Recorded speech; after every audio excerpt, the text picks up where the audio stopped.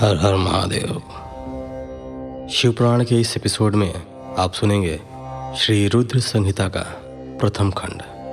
प्रथम खंड में कुल अध्यायों की संख्या 20 है। तो चलिए शुरुआत करते हैं अध्याय संख्या 1 से।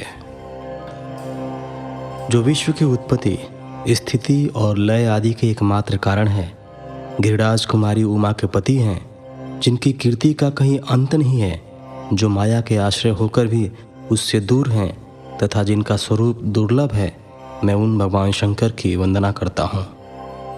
जिनकी माया विश्व की सृष्टि करती है। जैसे लोहा चुंबक से आकर्षित होकर उसके पास ही लटका रहता है, उसी प्रकार ये सारे जगत जिसके आसपास ही भ्रमण करते हैं, जिन्होंने इन प्रपंचों को रचने की विधि बताई है, जो सभी के भीतर अंतर्यामी रूप से विराजमान है, मैं उन भगवान शिव को नमन करता हूँ। ऋषि बोले, हे सूत जी, अब आप हमसे भगवान शिव व पार्वती के परम उत्तम व दिव्य स्वरूप का वर्णन कीजिए। सृष्टि की रचना से पूर्व, सृष्टि के मध्यकाल व अंतकाल में महेश्वर किस प्रकार व किस रूप में स्थित होते हैं। सभी लोगों का कल्याण करने वाले भगवान शिव कैसे प्रसन्न होते हैं तथा प्रसन्न होने पर अपने भक्तों को कौन कौन से उत्तम फल देते हैं। हमने सुना है कि भगवान शिव महान दयालु हैं, अपने भक्तों को कष्ट में नहीं देख सकते। ब्रह्मा, विष्णु और महेश तीनों देवता शिव जी के अंग से ही उत्पन्न हुए हैं। हम पर कृपा कर शिव जी का प्राकट्य, देवी उमा की उत्पत्ति, शिव उमा विवाह, गृहस्थ धर्म एवं शिव जी के अनंत चरित्रों को सुनाइए। सूत जी बोले, हे ऋषियों, आप लोगों के प्रश्न पतित पावनी श्री गंगा जी के समान है। ये सुनने वालों, कहने वालों और पूछने वालों, इन तीनों को पवित्र करने वाले हैं। आपकी इस कथा को सुनने की आंतरिक इच्छा है, इसलिए आप धन्यवाद के पात्र हैं। ब्राह्मणों, भगवान शंकर का रूप साधु, राजसी और तामसी तीनों प्रकृति के मनुष्यों को सदा आनंद प्रदान करने वाला है। वे मनुष्य जिनके मन में कोई तृष्णा नहीं है, ऐसे ऐसे महात्मा पुरुष भगवान शिव के गुणों का ज्ञान करते हैं, क्योंकि शिव की भक्ति मन और कानों को प्रिय लगने वाली और संपूर्ण मनोरथों को देने वाली है। हे ऋषियों, मैं आपके प्रश्नों के अनुसार ही शिव के चरित्रों का वर्णन करता हूँ, आप उसे आदरपूर्वक श्रवण करें। आपके प्रश्नों के अनुसार ही नारद जी ने अपने पिता ब्रह्मा जी से यही प्रश्न किया था। तब ब्रह्मा जी ने प्रसन्न होकर शिव चरित्र सुनाया था। उसी संवाद को मैं तुम्हें सुनाता हूँ, क्योंकि उस संवाद में भवसागर से मुक्त कराने वाले गौरीश की अनेकों आश्चर्यमयी लीलाएं वर्णित हैं। दूसरा अध्याय, नारद जी की काम वासना।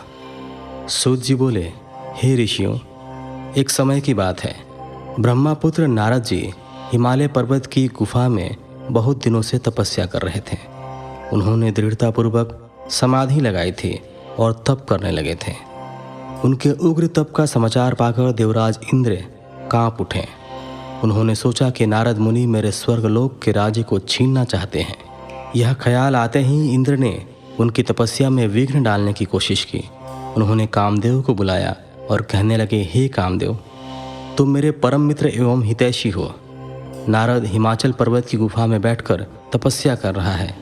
कहीं ऐसा ना हो कि वह वरदान में ब्रह्मा जी से मेरा स्वर्ग का राज्य ही मांग बैठे, अतः तुम वहां जाकर उसका तप भंग कर दो। यह आज्ञा पाकर कामदेव वसंत को साथ ले बड़े गर्व से उस स्थान पर गए और अपनी सारी कलाएं रच डाली।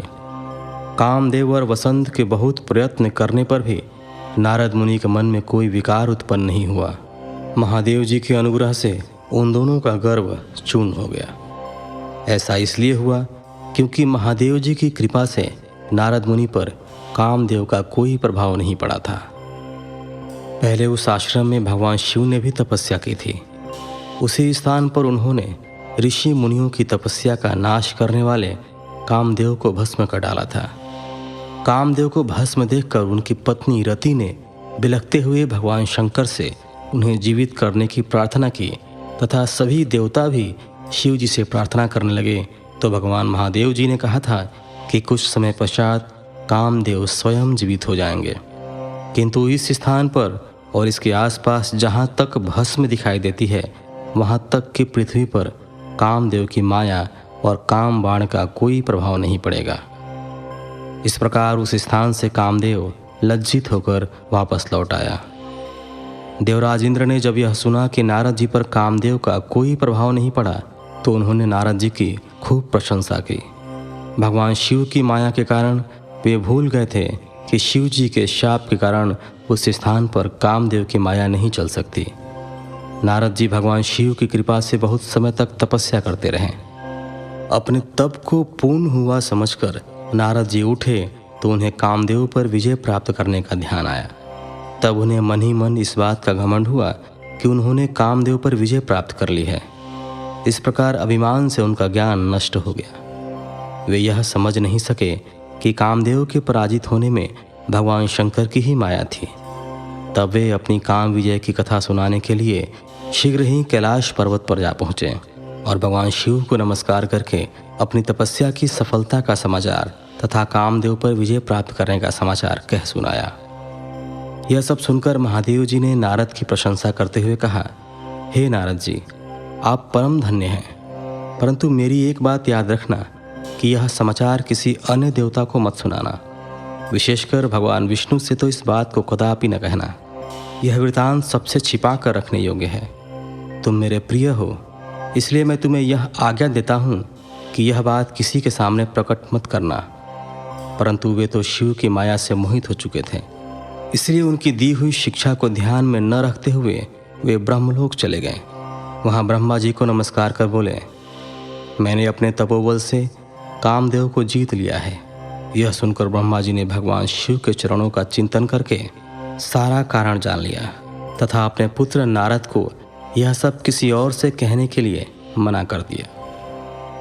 नारद के मन में अभिमान के अंकुर उत्पन्न हो गए थे, जिसके फलस्वरूप उनकी बुद्धि नष्ट हो गई थी। वे तो तुरंत विष्णु लोक पहुंचकर भगवान विष्णु को यह सारा किस्सा सुनाना चाहते थे। अतः शीघ्र ही वे ब्रह्मलोक से चल दिए।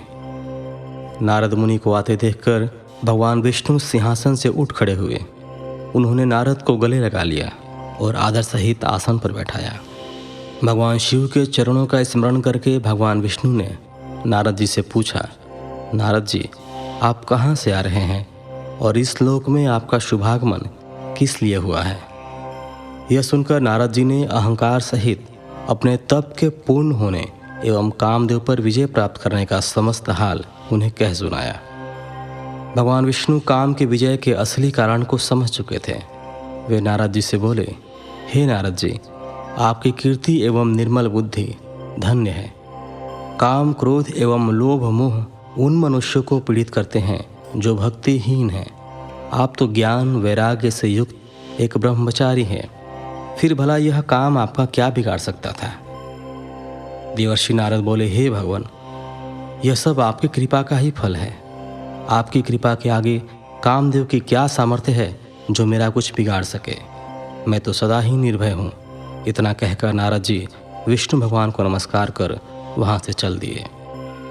तीसरा अध्याय, नारद जी का भगवान विष्णु से उनका रूप मांगना। सूत जी बोले, महर्षियों, नारद जी के चले जाने पर शिव जी की इच्छा से विष्णु भगवान ने एक अद्भुत माया रची। उन्होंने जिस ओर नारद जी जा रहे थे वहाँ एक सुंदर नगर बना दिया। वह नगर बैकुंठ लोक से भी अधिक रमणीय था। वहाँ बहुत से विहार स्थल थे। उस नगर के राजा का नाम शीलनिधि था। उस राजा की एक बहुत सुंदर कन्या थी।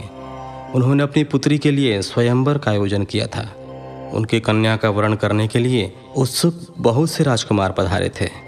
वहाँ बहुत चहल पहल थी। इस नगर की शोभा देखते ही नारद जी का मन मोहित हो गया। जब राजा शीलनिधि ने नारद जी को आते देखा तो उन्हें सादर प्रणाम करके स्वर्ण सिंहासन पर बैठाकर उनकी पूजा की। फिर अपनी देव सुंदरी कन्या को बुलाया, जिसने महर्षि के चरणों में प्रणाम किया। नारद जी से उसका परिचय कराते हुए शीलनिधि ने निवेदन किया, महर्षि, यह मेरी पुत्री श्रीमती है। इसके स्वयंवर का आयोजन किया गया है। इस कन्या के गुण दोषों को बताने की कृपा कीजिए। राजा के ऐसे वचन सुनकर नारद जी बोले, राजन, आपकी कन्या साक्षात लक्ष्मी है। इसका भावी पति भगवान शिव के समान वैभवशाली, त्रिलोक जयी, वीर, तथा कामदेव को भी जीतने वाला होगा। ऐसा कहकर नारद मुनि वहाँ से चल दिए। शिव की माया के कारण वे काम के वशीभूत हो सोचने लगे कि राजकुमारी को कैसे प्राप्त करूं। स्वयंवर में आए सुंदर एवं वैभवशाली राजाओं को छोड़कर भला यह मेरा वरण कैसे करेगी। वे सोचने लगे कि नारियों को सौंदर्य बहुत प्रिय होता है, सौंदर्य को देखकर ही श्रीमती मेरा वरण कर सकती है।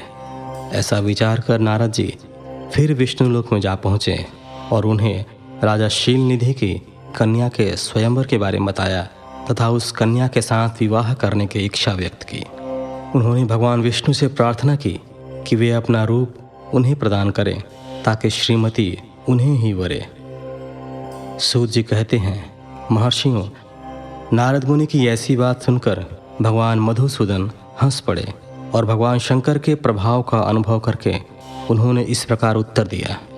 भगवान विष्णु बोले, हे नारद, वहाँ आप अवश्य जाइए। मैं आपका हित उसी प्रकार करूँगा जिस प्रकार पीड़ित व्यक्ति का श्रेष्ठ वैद्य करता है, क्योंकि तुम मुझे विशेष प्रिय हो।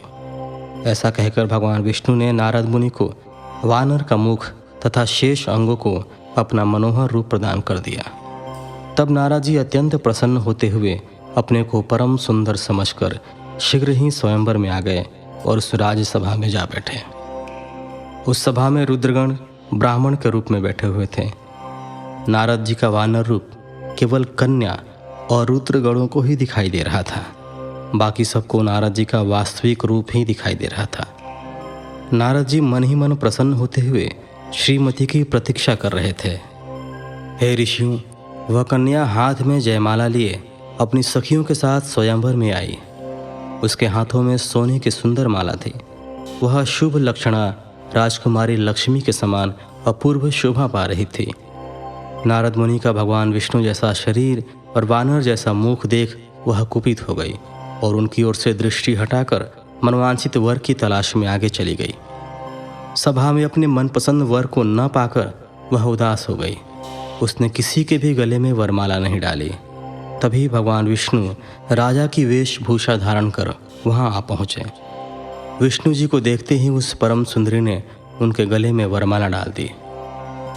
विष्णु जी राजकुमारी को साथ लेकर तुरंत अपने लोक को चले गए। यह देखकर नारद जी विचलित हो गए।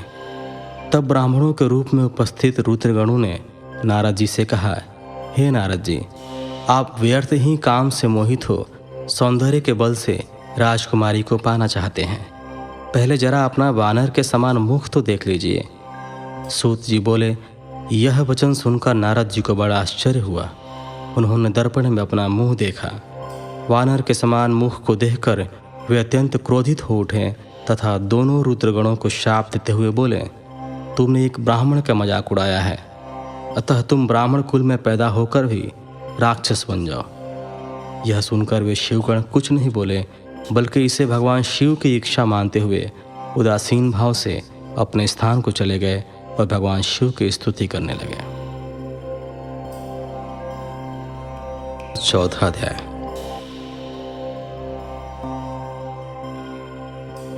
चौथे अध्याय में पढ़ने को मिलता है नारद जी का भगवान विष्णु को शाप देना।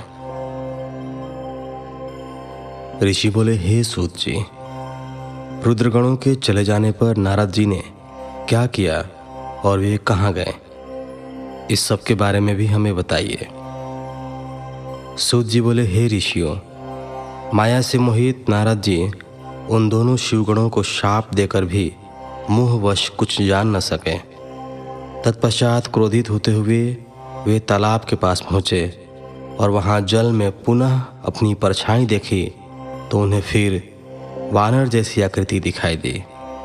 उसे देखकर नारद जी को और अधिक क्रोध चढ़ाया। वे सीधे विष्णु लोक की ओर चल दिए। वहाँ पहुंचकर भगवान विष्णु से वे बोले, हे हरि, तुम बड़े दुष्ट हो। अपने कपट से विश्व को मोहने वाले तुम दूसरों को सुखी होता नहीं देख सकते। तभी तो तुमने सागर मंथन के समय मोहिनी का रूप धारण कर दैत्यों से अमृत का कलश छीन लिया था और उन्हें अमृत की जगह मदिरा पिलाकर पागल बना दिया था। यदि उस समय भगवान शंकर दया करके विष को न पीते तो तुम्हारा सारा कपट प्रकट हो जाता। तुम्हें कपटपूर्ण चालें अधिक प्रिय हैं। भगवान महादेव जी ने ब्राह्मणों को सर्वोपरि बताया है। आज तुम्हें मैं ऐसी सीख दूंगा जिससे तुम फिर कभी भी ऐसा कार्य नहीं कर सकोगे। अब तक तुम्हारा किसी शक्तिशाली मनुष्य से पाला नहीं पड़ा है, इसलिए तुम निडर बने हुए हो, परंतु अब तुम्हें तुम्हारी करनी का पूरा फल मिलेगा। माया मोहित नारद जी क्रोध से खिन्न थे। वे भगवान विष्णु को शाप देते हुए बोले, विष्णु, तुमने स्त्री के लिए मुझे व्याकुल किया है। तुम सभी को मोह में डालते हो। तुमने राजा का रूप धारण करके मुझे छला था, इसलिए मैं तुम्हें शाप देता हूँ कि तुम्हारे जिस रूप ने कपटपूर्वक मुझे छला है, तुम्हें वही रूप मिले। तुम राजा होगे और इसी तरह स्त्री का वियोग भोगोगे जिस तरह मैं भोग रहा हूँ। तुमने जिन वानरों के समान मेरी आकृति बना दी है, वही वानर तुम्हारी सहायता करेंगे। तुम दूसरों को स्त्री वियोग का दुख देते हो, इसलिए तुम्हें भी यही दुख भोगना पड़े। तुम्हारी स्थिति अज्ञान से मोहित मनुष्य जैसी हो जाएगी। अज्ञान से मोहित नारद जी का शाप विष्णु भगवान ने स्वीकार कर लिया। तत्पश्चात उन्होंने महालीला करने वाली मोहिनी माया को समाप्त कर दिया। माया के जाते ही नारद जी का खोया हुआ ज्ञान लौट आया और उनकी बुद्धि पहले की तरह हो गई। उनकी सारी व्याकुलता चली गई तथा मन में आश्चर्य उत्पन्न हो गया। यह सब जानकर नारद जी बहुत पछताने लगे और अपने मन को धिक्कारते हुए भगवान विष्णु के चरणों में गिर पड़े और उनसे क्षमा मांगने लगे। नारद जी कहने लगे कि मैंने अज्ञानवश होकर और माया के कारण आपको जो शाप दे दिया है वह झूठा हो जाए। भगवान, मेरी बुद्धि खराब हो गई थी जो मैंने आपके लिए बुरे वचन अपनी जबान से निकाले। मैंने बहुत बड़ा पाप किया है। हे प्रभु, मुझ पर कृपा कर मुझे ऐसा कोई उपाय बताइए जिससे मेरा सारा पाप नष्ट हो जाए। कृपया मुझे प्रायश्चित का तरीका बताइए। तब श्री विष्णु ने उन्हें उठाकर मधुर वाणी में कहा, हे महर्षि, आप दुखी न हो। आप मेरे श्रेष्ठ भक्त हैं, इसमें कोई संदेह नहीं है। नारद जी, आप चिंता मत कीजिए। आप परम धन्य हैं। आपने अहंकार के वशीभूत होकर भगवान शिव की आज्ञा का पालन नहीं किया था, इसलिए उन्होंने ही आपका गर्भ नष्ट करने के लिए यह लीला रची थी। वे निर्गुण और निर्विकार हैं और सत्य, रज और तम आदि गुणों से परे हैं। उन्होंने अपनी माया से ब्रह्मा, विष्णु और महेश तीनों रूपों को प्रकट किया है। निर्गुण अवस्था में उन्हीं का नाम शिव है। वे ही परमात्मा, महेश्वर, परब्रह्म, अविनाशी, अनंत और महादेव नामों से जाने जाते हैं। उन्हीं की आज्ञा से ब्रह्मा जी जगत के सृष्टा हुए हैं। मैं तीनों लोकों का पालन करता हूँ और शिव जी रुद्र रूप में सबका संहार करते हैं। वे शिव स्वरूप सबके साक्षी हैं। वे माया से भिन्न और निर्गुण हैं। वे अपने भक्तों पर सदा दया करते हैं। मैं तुम्हें समस्त पापों का नाश करने वाला, भोग एवं मोक्ष प्रदान करने वाला उपाय बताता हूँ। अपने सारे शंकों एवं चिंताओं को त्याग कर भगवान शंकर की यश और कीर्ति का गुणगान करो और सदा अनन्य भाव से शिवजी के शतनाम स्तोत्र का पाठ करो। उनकी उपासना करो तथा प्रतिदिन उनकी पूजा अर्चना करो। जो मनुष्य शरीर, मन और वाणी द्वारा भगवान शिव की उपासना करते हैं उन्हें पंडित या ज्ञानी कहा जाता है। जो मनुष्य शिव जी की भक्ति करते हैं उन्हें संसार रूपी भवसागर से तत्काल मुक्ति मिल जाती है। जो लोग पाप रूपी दावानल से पीड़ित हैं उन्हें शिव नाम रूपी अमृत का पान करना चाहिए। वेदों का पूर्ण ज्ञान प्राप्त करने के पश्चात ही ज्ञानी मनुष्यों ने शिव जी की पूजा को जन्म मरण रूपी बंधनों से मुक्त होने का सर्वश्रेष्ठ साधन बताया है। इसलिए आज से ही रोज भगवान शिव की कथा सुनो और कहा करो तथा उनका पूजन किया करो। अपने हृदय में भगवान शिव के चरणों की स्थापना करो तथा उनके तीर्थों में निवास करते हुए उनकी स्तुति कर उनका गुणगान करो। इसके बाद नारद जी, तुम मेरी आज्ञा से अपने मनोरथ की सिद्धि के लिए ब्रह्मलोक जाना। वहाँ अपने पिता ब्रह्मा जी की स्तुति करके उनसे शिव महिमा के बारे में पूछना। ब्रह्मा जी शिव भक्तों में श्रेष्ठ हैं। वे तुम्हें भगवान शंकर का महात्म्य और शतनाम स्तोत्र अवश्य सुनाएंगे। आज से तुम शिव भक्ति में लीन हो जाओ, वे अवश्य तुम्हारा कल्याण करेंगे। यह कहकर विष्णु जी अंतर्धान हो गए। 5वां अध्याय। नारद जी का शिव तीर्थों में भ्रमण व ब्रह्मा जी से प्रश्न। सूत जी बोले, महर्षियों, भगवान श्री हरि के अंतर्धान हो जाने पर मुनिश्रेष्ठ नारद शिवलिंगों का भक्तिपूर्वक दर्शन करने के लिए निकल गए। इस प्रकार भक्ति मुक्ति देने वाले अनेक शिवलिंगों के उन्होंने दर्शन किए। जब उन रुद्रगणों ने नारद जी को वहां देखा तो वे दोनों गण अपने शाप की मुक्ति के लिए उनके चरणों पर गिर पड़े और उनसे प्रार्थना करने लगे कि वे उनका उद्धार करें। हम आपके अपराधी हैं। राजकुमारी श्रीमती के स्वयंवर में आपका मन माया से मोहित था। उस समय भगवान शिव की प्रेरणा से आपने हमें शाप दे दिया था। अब आप हमारे जीवन रक्षा का उपाय कीजिए। हमने अपने कर्मों का फल भोग लिया है। कृपा कर हम पर प्रसन्न होकर हमें शाप मुक्त कीजिए। नारद जी ने कहा, हे रुद्रगणों, आप महादेव के गण हैं एवं सभी के लिए आदरणीय हैं। उस समय भगवान शिव की इच्छा से मेरी बुद्धि भ्रष्ट हो गई थी, इसलिए मोहवश मैंने आपको शाप दे दिया था। आप लोग मेरे इस अपराध को क्षमा कर दें। परंतु मेरा वचन झूठा नहीं हो सकता, इसलिए मैं आपको शाप से मुक्ति का उपाय बताता हूँ। मुनिवर विश्रवा के वीर्य द्वारा तुम एक राक्षसी के गर्भ में जन्म लोगे। समस्त दिशाओं में रावण और कुंभकर्ण के नाम से प्रसिद्धि पाओगे। राक्षस राज का पद प्राप्त करोगे। तुम बलवान व वैभव से युक्त होगे। तुम्हारा प्रताप सभी लोकों में फैलेगा। समस्त ब्रह्मांड के राजा होकर भी भगवान शिव के परम भक्तों में होगे। भगवान शिव के ही दूसरे स्वरूप श्री विष्णु के अवतार के हाथों से मृत्यु पाकर तुम्हारा उद्धार होगा तथा फिर अपने पद पर प्रतिष्ठित हो जाओगे। सूत जी कहने लगे कि इस प्रकार नारद जी का कथन सुनकर वे दोनों रुद्रगण प्रसन्न होते हुए वहां से चले गए और नारद जी भी आनंद से सराबोर हो मन ही मन शिव जी का ध्यान करते हुए शिव तीर्थों का दर्शन करने लगे। इसी प्रकार भ्रमण करते करते वे शिव की प्रिय नगरी काशीपुरी में पहुँचे और काशीनाथ का दर्शन कर उनकी पूजा उपासना की। श्री नारद जी शिव जी की भक्ति में डूबे उनका स्मरण करते हुए ब्रह्मलोक को चले गए। वहाँ पहुँचकर उन्होंने ब्रह्मा जी को आदरपूर्वक नमस्कार किया और उनकी स्तुति करने लगे। उस समय उनका हृदय शुद्ध हो चुका था और उनके हृदय में शिव जी के प्रति भक्ति भावना ही थी और कुछ नहीं। नारद जी बोले, हे पितामह, आप तो परब्रह्म परमात्मा के स्वरूप को अच्छी प्रकार से जानते हो। आपकी कृपा से मैंने भगवान विष्णु के महात्म्य का ज्ञान प्राप्त किया है एवं भक्ति मार्ग, ज्ञान मार्ग, तपो मार्ग, दान मार्ग तथा तीर्थ मार्ग के बारे में जाना है। परंतु मैं शिव तत्व के ज्ञान को अभी तक नहीं जान पाया हूँ। मैं उनकी पूजा विधि को भी नहीं जानता हूँ।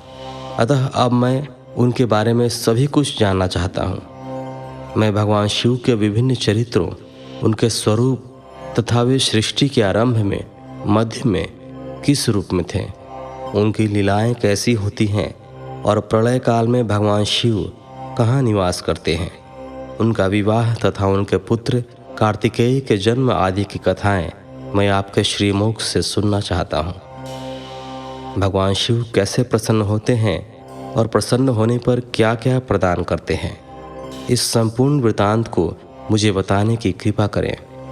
अपने पुत्र नारद की ये बातें सुनकर पितामह ब्रह्मा बहुत प्रसन्न हुए। 6वां अध्याय। ब्रह्मा जी द्वारा शिव तत्व का वर्णन। ब्रह्मा जी ने कहा, हे नारद, तुम सदैव जगत के उपकार में लगे रहते हो। तुमने जगत के लोगों के हित के लिए बहुत उत्तम बात पूछी है, जिसके सुनने से मनुष्य के सब जन्मों के पापों का नाश हो जाता है। उस परम ब्रह्म शिव तत्व का वर्णन मैं तुम्हारे लिए कर रहा हूँ। शिव तत्व का स्वरूप बहुत सुंदर और अद्भुत है। जिस समय महाप्रलय आई थी और पूरा संसार नष्ट हो गया था तथा चारों ओर सिर्फ अंधकार ही अंधकार था, आकाश व ब्रह्मांड तारों व ग्रहों से रहित होकर अंधकार में डूब गए थे। सूर्य और चंद्रमा दिखाई देने बंद हो गए थे। सभी ग्रहों और नक्षत्रों का कहीं पता नहीं चल रहा था। दिन रात अग्नि जल कुछ भी नहीं था। प्रधान आकाश और अन्य तेज भी शून्य हो गए थे। शब्द, स्पर्श, गंध, रूप, रस का अभाव हो गया था। सत्य असत्य सब कुछ खत्म हो गया था। तब सिर्फ सत्य ही बचा था। उस तत्व को मुनिजन एवं योगी अपने हृदय के भीतर ही देखते हैं। वाणी, नाम, रूप, रंग आदि की वहाँ तक पहुँच नहीं है। उस परब्रह्म के विषय में ज्ञान और अज्ञान से किए गए संबोधन के द्वारा कुछ समय बाद अर्थात सृष्टि का समय आने पर एक से अनेक होने के संकल्प का उदय हुआ। तब उन्होंने अपनी लीला से मूर्ति की रचना की। वह मूर्ति संपूर्ण ऐश्वर्य तथा गुणों से युक्त, संपन्न, सर्वज्ञानमयी एवं सब कुछ प्रदान करने वाली है। यही सदाशिव की मूर्ति है। सभी पंडित विद्वान इसी प्राचीन मूर्ति को ईश्वर कहते हैं। उसने अपने शरीर से स्वच्छ शरीर वाली एक स्वरूप भूता शक्ति की रचना की। वही परम शक्ति प्रकृति गुणमयी और बुद्धित्व की जननी कहलाई। उसे शक्ति, अंबिका, प्रकृति, संपूर्ण लोकों की जननी, त्रिदेवों की माता, नित्या और मूल कारण भी कहते हैं। उसकी 8 भुजाओं एवं मुख की शोभा विचित्र है। उसके मुख के सामने चंद्रमा की कांति भी क्षीण हो जाती है। विभिन्न प्रकार के आभूषण एवं गतियाँ देवी की शोभा बढ़ाती हैं। वे अनेक प्रकार के अस्त्र शस्त्र धारण किए हुए हैं। सदाशिव को ही सब मनुष्य परम पुरुष, ईश्वर, शिव शंभु और महेश्वर कहकर पुकारते हैं। उनके मस्तक पर गंगा, भाल में चंद्रमा और मुख में 3 नेत्र शोभा पाते हैं। उनके 5 मुख हैं तथा 10 भुजाओं के स्वामी एवं त्रिशूलधारी हैं। वे अपने शरीर में भस्म लगाए हैं। उन्होंने शिवलोक नामक क्षेत्र का निर्माण किया है। यह परम पावन स्थान काशी नाम से जाना जाता है। यह परम मोक्षदायक स्थान है। इस क्षेत्र में परमानंद रूप शिव पार्वती सहित निवास करते हैं। शिव और शिवा ने प्रलय काल में भी उस स्थान को नहीं छोड़ा, इसलिए शिवजी ने इसका नाम आनंद वन रखा है। एक दिन आनंद वन में घूमते समय शिव शिवा के मन में किसी दूसरे पुरुष की रचना करने की इच्छा हुई। तब उन्होंने सोचा कि इसका भार किसी दूसरे व्यक्ति को सौंपकर हम यहीं काशी में विराजमान रहेंगे। ऐसा सोचकर उन्होंने अपने वाम भाग के 10वें अंग पर अमृत मल दिया, जिससे एक सुंदर पुरुष वहाँ प्रकट हुआ, जो शांत और सत्व गुणों से युक्त एवं गंभीरता का अथाह सागर था। उसकी कांति इंद्रनील मणि के समान श्याम थी। उसका पूरा शरीर दिव्य शोभा से चमक रहा था तथा नेत्र कमल के समान थे। उसने हाथ जोड़कर भगवान शिव और शिवा को प्रणाम किया तथा प्रार्थना की कि मेरा नाम निश्चित कीजिए। यह सुनकर भगवान शिव हंसकर बोले कि सर्वत्र व्यापक होने से तुम्हारा नाम विष्णु होगा। तुम भक्तों को सुख देने वाले होगे। तुम यहीं स्थिर रहकर तप करो, वही सभी कार्यों का साधन है।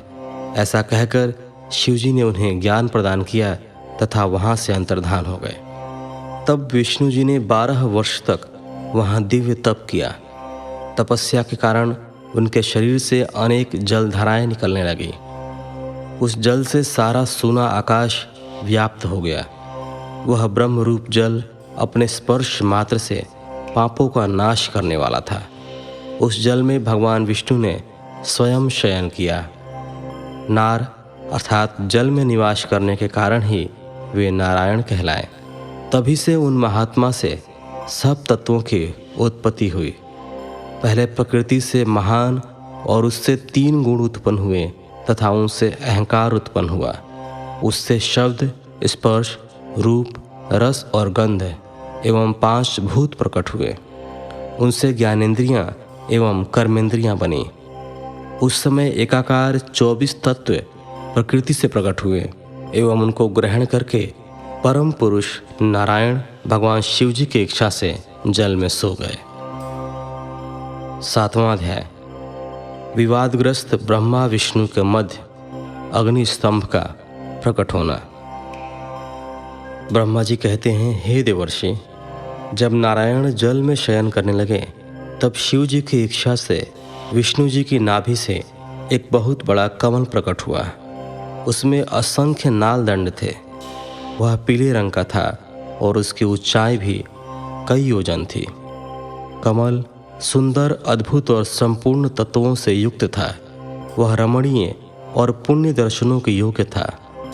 तत्पश्चात भगवान शिव ने मुझे अपने दाहिने अंग से उत्पन्न किया। उन महेश्वर ने अपनी माया से मोहित कर नारायण देव के नाभि कमल में मुझे डाल दिया और लीलापूर्वक मुझे प्रकट किया। इस प्रकार उस कमल से पुत्र के रूप में मुझे जन्म मिला। मेरे 4 मुख लाल मस्तक पर त्रिपुण धारण किए हुए थे। भगवान शिव की माया से मोहित होने के कारण मेरी ज्ञान शक्ति बहुत दुर्लभ हो गई थी और मुझे कमल के अतिरिक्त और कुछ भी दिखाई नहीं दे रहा था। मैं कौन हूँ, कहाँ से आया हूँ, मेरा कार्य क्या है, मैं किसका पुत्र हूँ, किसने मेरा निर्माण किया है। कुछ इसी प्रकार के प्रश्नों ने मुझे परेशानी में डाल दिया था। कुछ क्षण बाद मुझे बुद्धि प्राप्त हुई और मुझे लगा कि इसका पता लगाना बहुत सरल है। इस कमल का उद्गम स्थान इस जल में नीचे की ओर है और इसके नीचे मैं उस पुरुष को पा सकूंगा जिसने मुझे प्रकट किया है। यह सोचकर एक नाल को पकड़कर मैं 100 वर्षों तक नीचे की ओर उतरता रहा, परंतु फिर भी मैंने कमल की जड़ को नहीं पाया। इसलिए मैं पुनः ऊपर की ओर बढ़ने लगा। बहुत ऊपर जाने पर भी कमल कोश को नहीं पा सका। तब मैं और अधिक परेशान हो गया। उसी समय भगवान शिव की इच्छा से मंगलमयी आकाशवाणी प्रकट हुई। उस वाणी ने कहा, तपस्या करो।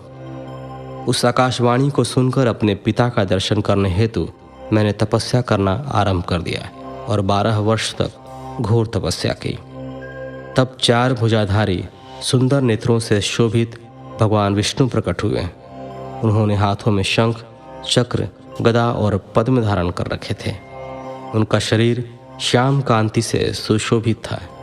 उनके मस्तक पर मुकुट विराजमान था तथा उन्होंने पीतांबर वस्त्र और बहुत से आभूषण धारण किए हुए थे। वे करोड़ों कामदेवों के समान मनोहर दिखाई दे रहे थे और सांवली व सुनहरी आभा से शोभित थे। उन्हें वहां देखकर मुझे बहुत हर्ष व आश्चर्य हुआ।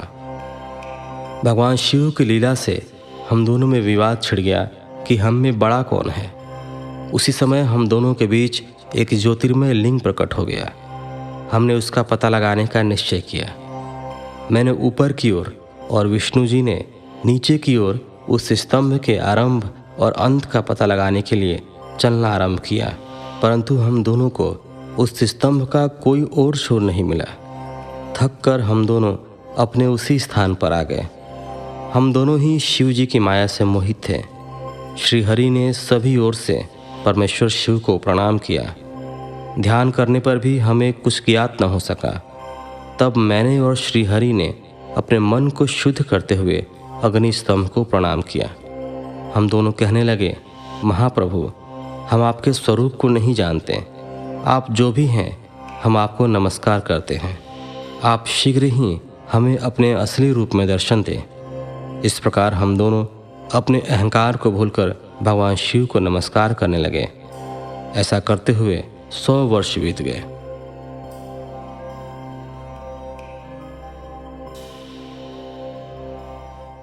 आठवें अध्याय में वर्णन मिलता है ब्रह्मा विष्णु को भगवान शिव के दर्शन का। ब्रह्मा जी बोले, मुनिश्रेष्ठ नारद, हम दोनों देवता घमंड को भूलकर निरंतर भगवान शिव का स्मरण करने लगे। हमारे मन में ज्योतिर्लिंग के रूप में प्रकट परमेश्वर के वास्तविक रूप का दर्शन करने की इच्छा और प्रबल हो गई।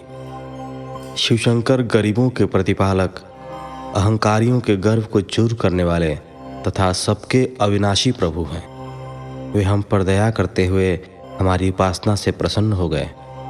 उस समय वहाँ उन सूर श्रेष्ठ से ओम नाद स्पष्ट रूप से सुनाई देता था।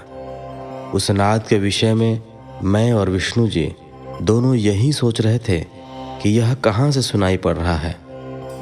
उन्होंने लिंग के दक्षिण भाग में सनातन आदि वर्ण आकार का दर्शन किया, उत्तर भाग में उकार का, मध्य भाग में मकार का और अंत में ओम नाद का साक्षात दर्शन एवं अनुभव किया। दक्षिण भाग में प्रकट हुए आकार का सूर्यमंडल के समान तेजोमय रूप देखकर जब उन्होंने उत्तर भाग में देखा तो वह अग्नि के समान दीप्तिशाली दिखाई दिया। तत्पश्चात ओम को देखा जो सूर्य और चंद्रमंडल की भांति स्थित थे और जिनके शुरू एवं अंत का कुछ पता नहीं था, तथा सत्य, आनंद और अमृत स्वरूप परब्रह्म परायण ही दृष्टिगोचर हो रहा था। परंतु यह कहाँ से प्रकट हुआ है, इस अग्निस्तंभ की उत्पत्ति कहाँ से हुई है, यह श्री हरि सोचने लगे तथा इसकी परीक्षा लेने के संबंध में विचार करने लगे। तब श्री हरि ने भगवान शिव का चिंतन करते हुए वेद और शब्द के आवेश से युक्त हो अनुपम अग्निस्तंभ के नीचे जाने का निर्णय लिया। मैं और विष्णु जी विश्वात्मा शिव का चिंतन कर रहे थे, तभी वहाँ एक ऋषि प्रकट हुए। उन्हीं ऋषि के द्वारा परमेश्वर विष्णु ने जाना कि इस शब्द ब्रह्ममय शरीर वाले परम लिंग के रूप में साक्षात परब्रह्म स्वरूप महादेव जी प्रकट हुए हैं।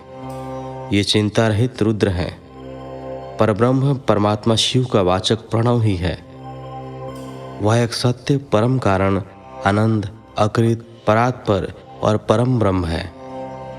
प्रणव के पहले अक्षर आकार से जगत के बीजभूत अर्थात ब्रह्मा जी का बोध होता है। दूसरे अक्षर उकार से सभी के कारण श्री हरि विष्णु का बोध होता है। तीसरा अक्षर मकार से भगवान शिव का ज्ञान होता है।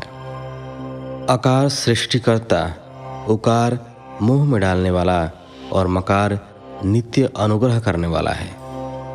मकार अर्थात भगवान शिव बीजी अर्थात बीज के स्वामी हैं, तो आकार अर्थात ब्रह्मा जी बीज हैं। उकार अर्थात विष्णु जी योनि हैं।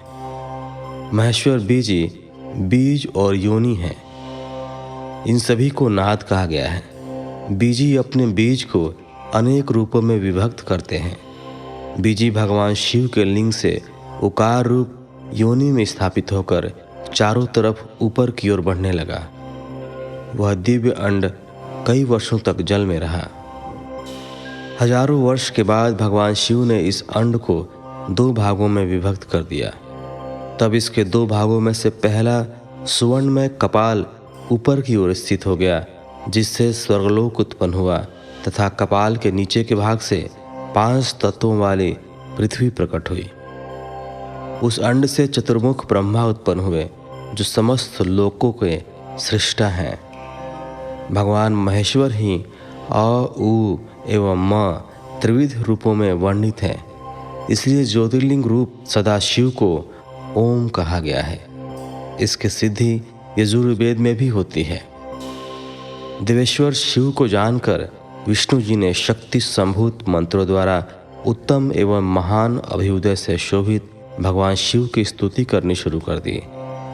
इसी समय मैंने और विश्वपालक भगवान विष्णु ने एक अद्भुत व सुंदर रूप देखा, जिसके 5 मुख, 10 भुजा, कपूर के समान गौरवर्ण, परम कांति में अनेक आभूषणों से विभूषित, महान उदार, महावीर्यवान और महापुरुषों के लक्षणों से युक्त था, और जिसके दर्शन पाकर मैं और विष्णु जी धन्य हो गए। तब परमेश्वर महादेव भगवान प्रसन्न होकर अपने दिव्यमय रूप में स्थित हो गए। आकार उनका मस्तक और आकार ललाट है। इकार दाहिना और ईकार बड़ा नेत्र है। उकार दाहिना और ऊकार बायां कान है। ऋकार दायां और रीकार बायां गाल है। धीर ली उनकी नाक के छिद्र हैं। एकार और ऐकार उनके दोनों होंठ हैं। ओकार और औकार उनकी दोनों दंत पंक्तियां हैं। अन और अह देवाधिदेव शिव के तालु हैं। क आदि 5 अक्षर उनके दाहिने 5 हाथ हैं और च आदि बाएं 5 हाथ हैं। त और ट से शुरू 5 अक्षर उनके पैर हैं। पकार पेट है, फकार दाहिना और बकार बायां पार्श्व भाग है। भकार कंधा, मकार हृदय है, हकार नाभि है। य से स तक के 7 अक्षर 7 धातुएं हैं जिनसे भगवान शिव का शरीर बना है। इस प्रकार भगवान महादेव व भगवती उमा के दर्शन कर हम दोनों कृतार्थ हो गए। हमने उनके चरणों में प्रणाम किया। तब हमें 5 कलाओं से युक्त ओमकार जनित मंत्र का साक्षात्कार हुआ। तत्पश्चात महादेव जी ओम तत्त्वमसि महावाक्य दृष्टिगोचर हुआ, जो परम उत्तम मंत्र रूप है। इसके बाद धर्म और अर्थ का साधक बुद्धि स्वरूप 24 अक्षरीय गायत्री मंत्र प्रकट हुआ, जो पुरुषार्थ रूपी फल देने वाला है। तत्पश्चात मृत्युंजय मंत्र, फिर पंचाक्षर मंत्र तथा दक्षिणामूर्ति व चिंतामणि का साक्षात्कार हुआ। इन 5 मंत्रों को विष्णु भगवान ने ग्रहण कर जपना आरंभ किया। ईशों के मुकुटमणि ईशान है, जो पुरातत्व पुरुष है, हृदय को प्रिय लगने वाले, जिनके चरण सुंदर हैं, जो सांप को आभूषण के रूप में धारण करते हैं, जिनके पैर व नेत्र सभी ओर हैं, जमुज ब्रह्मा के अधिपति, कल्याणकारी तथा सृष्टि पालन एवं संहार करने वाले हैं। उन वरदायक शिव की मेरे साथ भगवान विष्णु ने प्रिय वचनों द्वारा संतुष्ट चित्त से स्तुति की। 9वां अध्याय देवी उमा एवं भगवान शिव का प्राकट्य एवं उपदेश देना। ब्रह्मा जी बोले, नारद, भगवान विष्णु द्वारा की गई अपनी स्तुति सुनकर कल्याणमयी शिव बहुत प्रसन्न हुए और देवी उमा सहित वहाँ प्रकट हो गए। भगवान शिव के 5 मुख थे और हर मुख में 3-3 नेत्र थे। मस्तक में चंद्रमा, सिर पर जटा तथा संपूर्ण अंगों में विभूति लगा रखी थी। 10 भुजा वाले गले में नीलकंठ आभूषणों से विभूषित और माथे पर भस्म का त्रिपुण लगाए थे।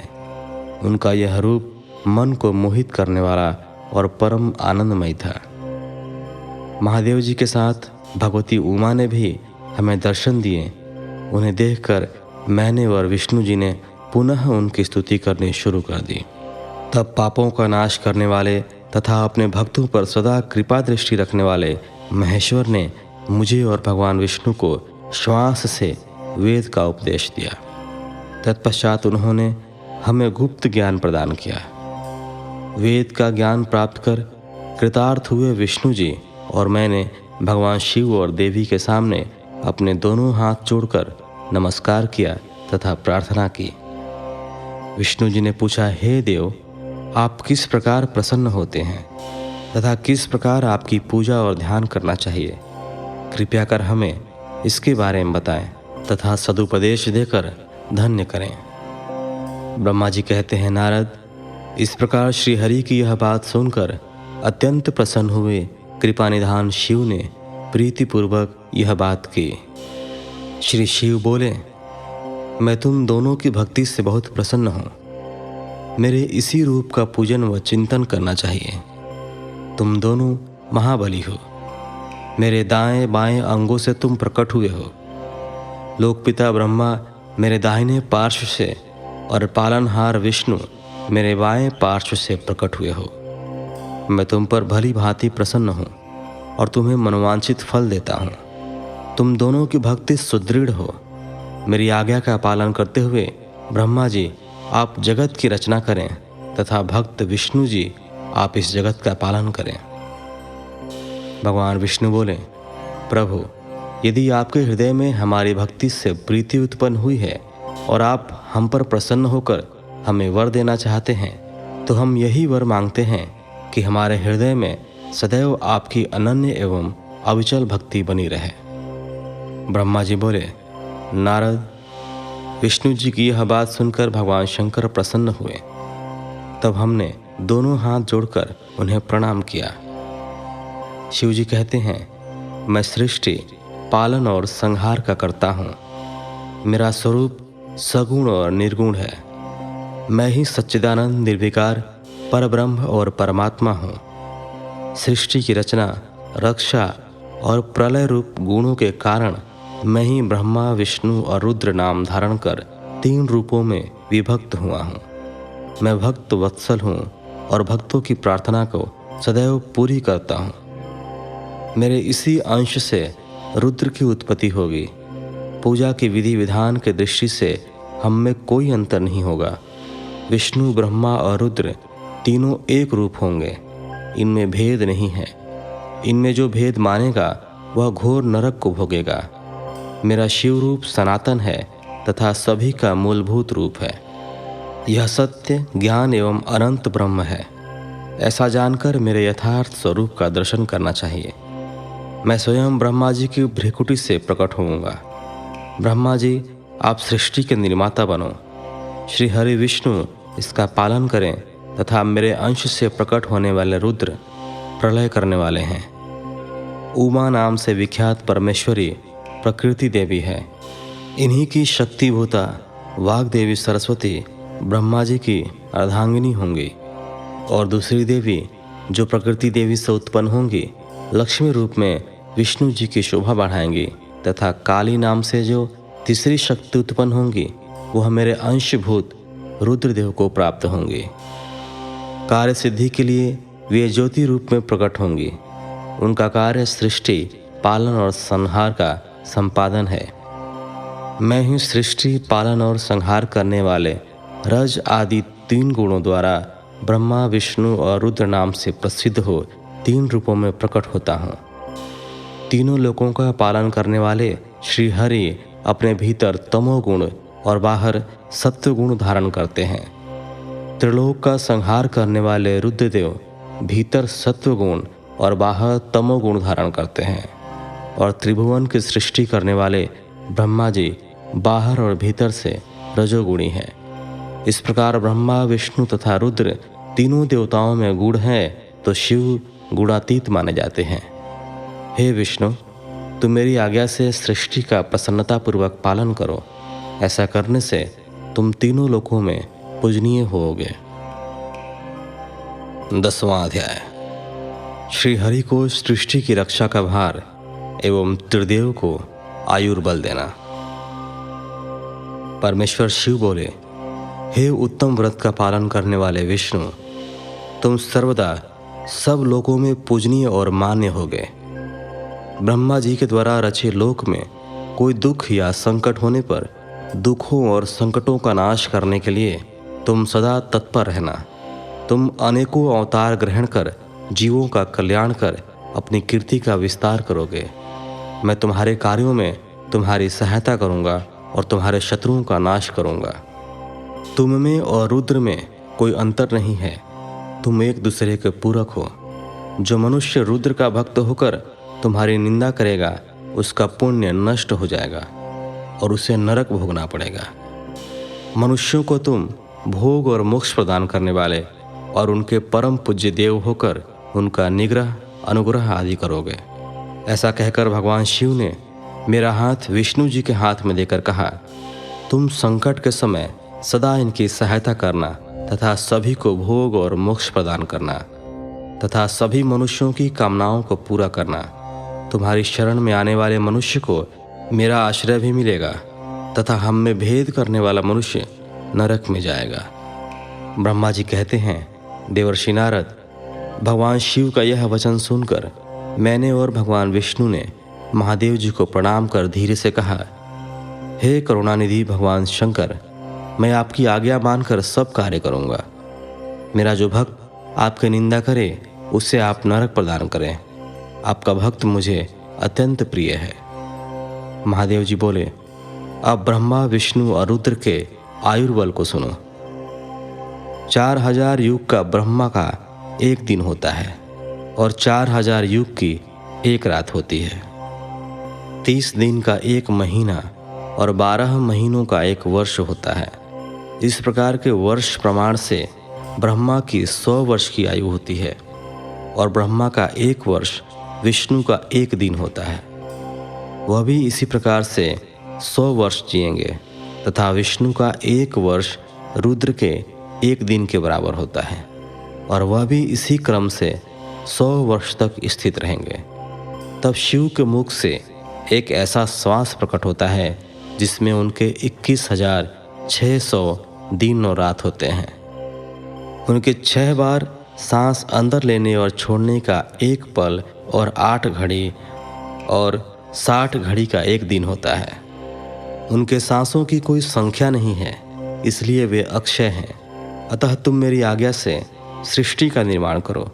उनके वचनों को सुनकर विष्णु जी ने उन्हें प्रणाम करते हुए कहा कि आपकी आज्ञा मेरे लिए शिरोधार्य है। यह सुनकर भगवान शिव ने उन्हें आशीर्वाद दिया और अंतर्धान हो गए। उसी समय से लिंग पूजा आरंभ हो गई। 11वां अध्याय। 11वें अध्याय में वर्णन मिलता है शिव पूजन की विधि तथा फल प्राप्ति के बारे में। ऋषि बोले, हे सूत जी, अब आप हम पर कृपा करके हमें ब्रह्मा जी व नारद के संवादों के अनुसार शिव पूजन की विधि बताइए, जिससे भगवान शिव प्रसन्न होते हैं। ब्राह्मण, क्षत्रिय, वैश्य और शूद्र आदि 4 वर्णों को शिव पूजन किस प्रकार करना चाहिए? आपने व्यास जी के मुख से जो सुना हो, कृपया हमें भी बताइए। महर्षियों के ये वचन सुनकर सूत जी ने ऋषियों द्वारा पूछे गए प्रश्नों का उत्तर देते हुए कहना आरंभ किया। सूत जी बोले, हे मुनीश्वर, जैसा आपने पूछा है वह बड़े रहस्य की बात है। मैंने इसे जैसा सुना है उसे मैं अपनी बुद्धि के अनुसार आपको सुना रहा हूँ। पूर्व काल में व्यास जी ने सनत कुमार जी से यही प्रश्न किया था। फिर उपमन्यु जी ने भी इसे सुना था और इसे भगवान श्री कृष्ण को सुनाया था। वही सब मैं अब ब्रह्मा नारद संवाद के रूप में आपको बता रहा हूँ।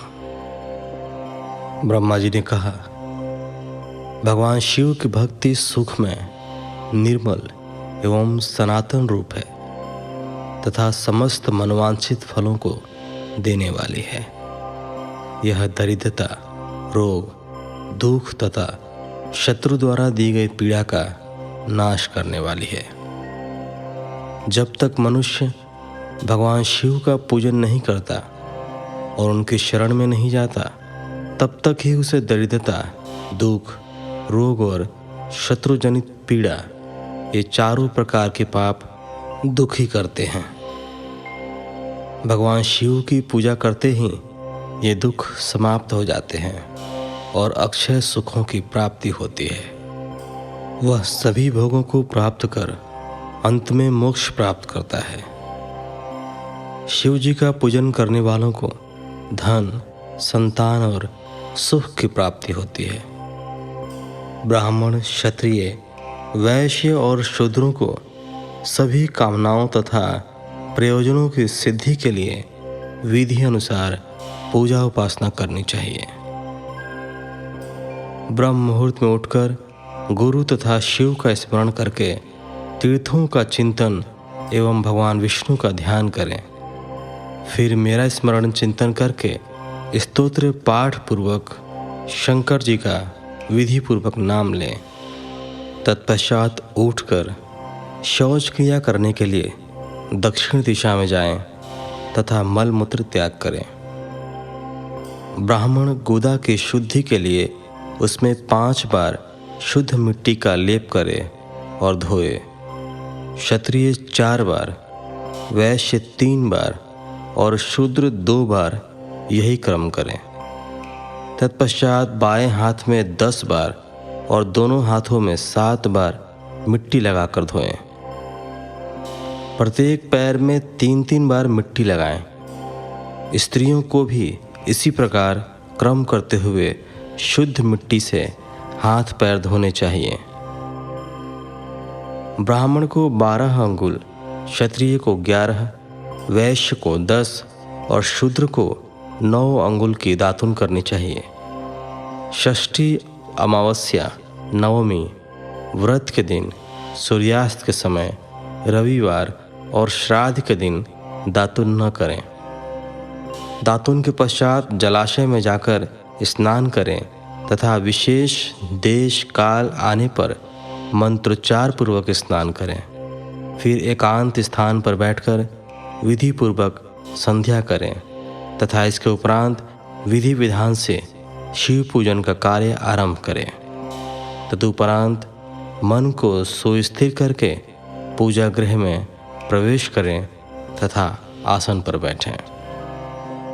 सर्वप्रथम गणेश जी का पूजन करें, उसके उपरांत शिव जी की स्थापना करें। 3 बार आचमन कर 3 प्राणायाम करते समय त्रिनेत्रधारी शिव का ध्यान करें। महादेव जी के 5 मुख, 10 भुजाएं और जिनकी स्फटिक के समान उज्जवल कांति है। सब प्रकार के आभूषण उनके श्री अंगों को विभूषित करते हैं तथा वे बागंबर बांधे हुए हैं। फिर प्रणव मंत्र अर्थात ओमकार से शिव जी की पूजा प्रारंभ करें। पाद्य, अर्घ्य और आचमन के लिए पात्रों को तैयार करें। 9 कलश स्थापित करें तथा उन्हें कुशाओं से ढक कर रखें। कुशाओं से जल लेकर ही सबका प्रक्षालन करें। तत्पश्चात सभी कलशों में शीतल जल डालें। खस और चंदन को पादे पात्र में रखें। चमेली के फूल, शीतल चीनी, कपूर, बड़ की जड़ तथा तमाल का चूर्ण बना लें और आचमनीय के पात्र में डालें। इलायची और चंदन को तो सभी पात्रों में डालें। देवादिदेव महादेव जी के सामने नंदीश्वर का पूजन करें। गंध, धूप तथा दीपों द्वारा भगवान शिव की आराधना आरंभ करें। सद्योजातम प्रपद्यामि मंत्र से शिव जी का आवाहन करें। ओम वाम देवाय नमः मंत्र द्वारा भगवान महेश्वर को आसन पर स्थापित करें। फिर ईशानः सर्व विद्यानाम मंत्र से आराध्य देव का पूजन करें। पाद्य और आचमनीय अर्पित कर अर्घ्य दें। तत्पश्चात गंध और चंदन मिले हुए जल से भगवान शिव को विधि पूर्वक स्नान कराएं। तत्पश्चात पंचामृत से भगवान शिव को स्नान कराएं। पंचामृत के 5 तत्वों दूध, दही, शहद, गन्ने का रस तथा घी से नहलाकर महादेव जी के प्रणव मंत्र को बोलते हुए उनका अभिषेक करें। जल पात्रों में शुद्ध व शीतल जल लें। सर्वप्रथम महादेव जी के लिंग पर कुश, अपामार्ग, कपूर, चमेली, चंपा, गुलाब, सफ़ेद कनेर, बेला, कमल और उत्पल पुष्पों एवं चंदन को चढ़ाकर पूजा करें। उन पर अनवरत जल की धारा गिरने की भी व्यवस्था करें। जल से भरे पात्रों से महेश्वर को नहलाएं। मंत्रों से भी पूजा करनी चाहिए। ऐसी पूजा समस्त अभीष्ट फलों को देने वाली है। पावमान मंत्र, रुद्र मंत्र, नील रुद्र मंत्र, पुरुष सूक्त, श्री सूक्त, अथर्व शीर्ष मंत्र, शांति मंत्र, भारुंड मंत्र, स्थंतर साम, मृत्युंजय मंत्र एवं पंचाक्षर मंत्रों से पूजन करें। शिवलिंग पर 1 सहस्त्र या 100 जल धाराएं गिराने की व्यवस्था करें। स्फटिक के समान निर्मल, अविनाशी, सर्वलोकमय परम देव जो आरंभ और अंत से हीन तथा रोगियों के औषधि के समान है, जिन्हें शिव के नाम से पहचाना जाता है एवं जो शिवलिंग के रूप में विख्यात हैं, उन भगवान शिव के मस्तक पर धूप, दीप, नैवेद्य और तांबूल आदि मंत्रों द्वारा अर्पित करें। अर्घ्य देकर भगवान शिव के चरणों में फूल अर्पित करें। फिर महेश्वर को प्रणाम कर आत्मा से शिव जी की आराधना करें और प्रार्थना करते समय हाथ में फूल लें। भगवान शिव से क्षमा याचना करते हुए कहें, हे कल्याणकारी शिव, मैंने अनजाने में अथवा जानबूझकर जो जप तप पूजा आदि सत्कर्म किए हों, आपकी कृपा से वे सफल हों। हर्षित मन से शिव जी को फूल अर्पित करें, स्वस्ति वाचन करें, अनेक आशीर्वाद ग्रहण करें। भगवान शिव से प्रार्थना करें कि प्रत्येक जन्म में मेरी शिव में भक्ति हो तथा शिव ही मेरे शरणदाता हों। इस प्रकार परम भक्ति से उनका पूजन करें। फिर सपरिवार भगवान को नमस्कार करें। जो मनुष्य भक्तिपूर्वक प्रतिदिन भगवान शिव की पूजा करता है, उसे सब सिद्धियां प्राप्त होती हैं। उसे मनोवांछित फलों की प्राप्ति होती है। उसके सभी रोग, दुख, दर्द और कष्ट समाप्त हो जाते हैं। भगवान शिव की कृपा से उपासक का कल्याण होता है।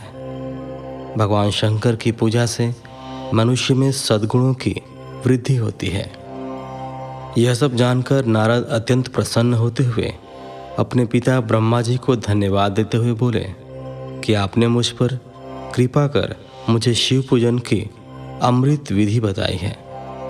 शिव भक्ति समस्त भोग और मोक्ष प्रदान करने वाली है। 12वां अध्याय, देवताओं को उपदेश देना। नारद जी बोले, ब्रह्मा जी, आप धन्य हैं, क्योंकि आपने अपनी बुद्धि को शिव चरणों में लगा रखा है। कृपा कर इस आनंदमय विषय का वर्णन सविस्तार पुनः कीजिए। ब्रह्मा जी ने कहा, हे नारद, एक समय की बात है, मैंने सब ओर से देवताओं और ऋषियों को बुलाया और क्षीर सागर के तट पर भगवान विष्णु की स्तुति कर उन्हें प्रसन्न किया। भगवान विष्णु प्रसन्न होकर बोले, हे ब्रह्मा जी एवं अन्य देवगणों, आप यहाँ क्यों पधारे हैं? आपके मन में क्या इच्छा है? आप अपनी समस्या बताइए, मैं निश्चय ही उसे दूर करने का प्रयत्न करूँगा। यह सुनकर ब्रह्मा जी बोले, हे भगवान, दुखों को दूर करने के लिए किस देवता की सेवा करनी चाहिए? तब भगवान विष्णु ने उनके प्रश्न का उत्तर देते हुए कहा, हे ब्राह्मण, भगवान शिव शंकर ही सब दुखों को दूर करने वाले हैं। सुख की कामना करने वाले मनुष्य को उनकी भक्ति में सदैव लगे रहना चाहिए। उन्हीं में मन लगाए और उन्हीं का चिंतन करे। जो मनुष्य शिव भक्ति में लीन रहता है, जिसके मन में वे विराजमान हैं, वह मनुष्य कभी दुखी नहीं हो सकता। पूर्व जन्म में किए गए पुण्यों एवं शिव भक्ति से ही पुरुषों को सुंदर भवन, आभूषणों से विभूषित स्त्रियां, मन का संतोष, धन संपदा, स्वस्थ शरीर, पुत्र पौत्र, अलौकिक प्रतिष्ठा, स्वर्ग के सुख एवं मोक्ष प्राप्त होता है। जो स्त्री या पुरुष प्रतिदिन भक्तिपूर्वक शिवलिंग की पूजा करता है, उसको हर जगह सफलता प्राप्त होती है। वह पापों के बंधन से छूट जाता है। ब्रह्मा जी एवं अन्य गणों ने भगवान विष्णु के उपदेश को ध्यानपूर्वक सुना। भगवान विष्णु को प्रणाम कर कामनाओं की पूर्ति हेतु उन्होंने शिवलिंग की प्रार्थना की। तब श्री विष्णु ने विश्वकर्मा को बुलाकर कहा, हे मुने, तुम मेरी आज्ञा से देवताओं के लिए शिवलिंगों का निर्माण करो। तब विश्वकर्मा ने मेरी और श्रीहरि की आज्ञा को मानते हुए देवताओं के लिए उनके अनुसार लिंगों का निर्माण कर उन्हें प्रदान किया। मुनिश्रेष्ठ नारद, सभी देवताओं को प्राप्त शिवलिंगों के विषय में सुनो। सभी देवता अपने द्वारा प्राप्त लिंग की पूजा उपासना करते हैं। पद्मपराग मणि का लिंग इंद्र को, सोने का कुबेर को, पुखराज का धर्मराज को, श्याम वर्ण का वरुण को, इंद्रनील मणि का विष्णु को और ब्रह्मा जी हेमलय लिंग को प्राप्त कर उसका भक्तिपूर्वक पूजन करते हैं। इसी प्रकार विश्वदेव चांदी के लिंग की और वसुगण पीतल के बने लिंग की भक्ति करते हैं। पीतल का अश्विनी कुमारों को, स्फटिक का लक्ष्मी को, तांबे का आदित्यों को और मोती का लिंग चंद्रमा को प्रदान किया गया है। वज्रलिंग ब्राह्मणों के लिए व मिट्टी का लिंग ब्राह्मणों के स्त्रियों के लिए है। मयासुर चंदन द्वारा बने लिंग का और नागों द्वारा मूंगे के बने शिवलिंग का आदरपूर्वक पूजन किया जाता है। देवी मक्खन के बने लिंग की अर्चना करती हैं। योगीजन भस्ममय लिंग की, यक्षगण दधि से निर्मित लिंग की, छाया देवी आटे के लिंग और ब्रह्मपत्नी रत्नमय शिवलिंग की पूजा करती हैं। बाणासुर पार्थिव लिंग की पूजा करता है। विष्णु ने देवताओं को उनके हित के लिए शिवलिंग के साथ पूजन विधि भी बताई। देवताओं के वचनों को सुनकर मेरे हृदय में हर्ष की अनुभूति हुई। मैंने लोगों का कल्याण करने वाली शिव पूजा की उत्तम विधि बताई। यह शिव भक्ति समस्त अभीष्ट फलों को प्रदान करने वाली है। इसी प्रकार लिंगों के विषय में बताकर ब्रह्मा जी ने शिवलिंग व शिव भक्ति की महिमा का वर्णन किया। शिव पूजन भोग और मोक्ष प्रदान करता है। मनुष्य जन्म उच्च कुल में प्राप्त करना अत्यंत दुर्लभ है। इसलिए मनुष्य रूप में जन्म लेकर मनुष्य को शिव भक्ति में लीन रहना चाहिए।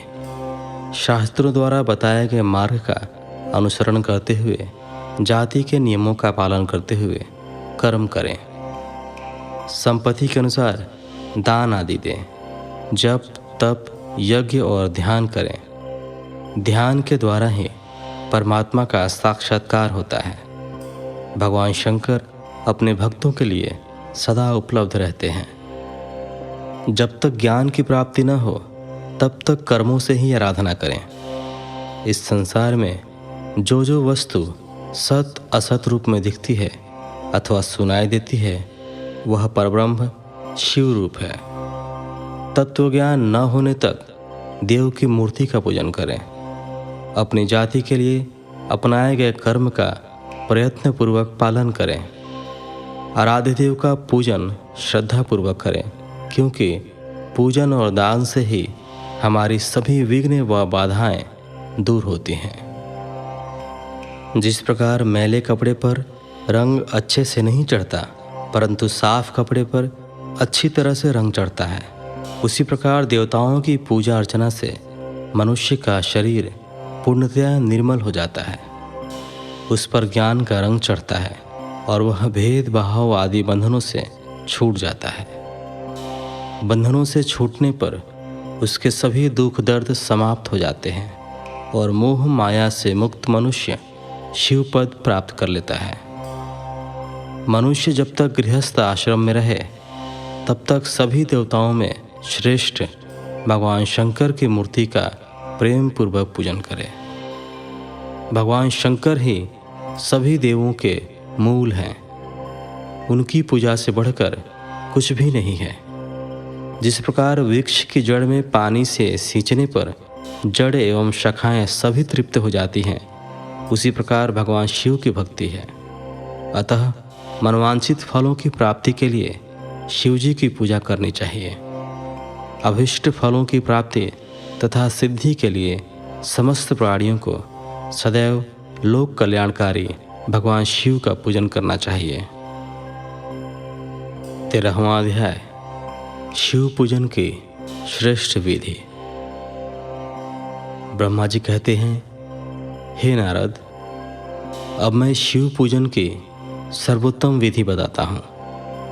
यह विधि समस्त अभीष्ट तथा सुखों को प्रदान करने वाली है। उपासक ब्रह्म मुहूर्त में उठकर जगदम्बा पार्वती और भगवान शिव का स्मरण करें। दोनों हाथ जोड़कर उनके सामने सिर झुकाकर भक्तिपूर्वक प्रार्थना करें, हे देवेश उठिए, हे त्रिलोकीनाथ उठिए, मेरे हृदय में निवास करने वाले देव, उठिए और पूरे ब्रह्मांड का मंगल करिए। हे प्रभु, मैं धर्म अधर्म को नहीं जानता हूँ, आपकी प्रेरणा से ही मैं कार्य करता हूँ। फिर गुरु चरणों का ध्यान करते हुए कमरे से निकलकर शौच आदि से निवृत्त हों। मिट्टी और जल से देह को शुद्ध करें। दोनों हाथों और पैरों को धोकर दातुन करें तथा 16 बार जल की अंजलियों से मुंह को धोएं। ये कार्य सूर्योदय से पूर्व ही करें। हे देवताओं और ऋषियों, षष्ठी, प्रतिपदा, अमावस्या, नवमी और रविवार के दिन दातुन न करें। नदी अथवा घर में समय से स्नान करें। मनुष्य को देश और काल के विरुद्ध स्नान नहीं करना चाहिए। रविवार, श्राद्ध, संक्रांति, ग्रहण, महादान और उपवास वाले दिन गर्म जल में स्नान न करें। क्रम से वारों को देखकर ही तेल लगाएं। जो मनुष्य नियम पूर्वक रोज तेल लगाता है, उसके लिए तेल लगाना किसी भी दिन दूषित नहीं है। सरसों के तेल को ग्रहण के दिन प्रयोग में न लाएं। इसके उपरांत स्नान पूर्व या उत्तर की ओर मुख करके करें। स्नान के उपरांत स्वच्छ अर्थात धुले हुए वस्त्र को धारण करें। दूसरों के पहने हुए अथवा रात में सोते समय पहने हुए वस्त्रों को बिना धुले धारण न करें। स्नान के बाद पितरों एवं देवताओं को प्रसन्न करने हेतु तर्पण करें। उसके बाद धुले हुए वस्त्र धारण करें और आचमन करें। पूजा हेतु स्थान को गोबर आदि से लीप कर शुद्ध करें। वहाँ लकड़ी के आसन की व्यवस्था करें। ऐसा आसन अभिष्ट फल देने वाला होता है। उस आसन पर बिछाने के लिए मृग अर्थात हिरण की खाल की व्यवस्था करें। उस पर बैठकर भस्म से त्रिपुंड लगाएं। त्रिपुंड से जप, तप तथा दान सफल होता है। त्रिपुंड लगाकर रुद्राक्ष धारण करें। तत्पश्चात मंत्रों का उच्चारण करते हुए आचमन करें। पूजा सामग्री को एकत्र करें। फिर जल, गंध और अक्षत के पात्र को दाहिने भाग में रखें। फिर गुरु की आज्ञा लेकर और उनका ध्यान करते हुए सपरिवार शिव का पूजन करें।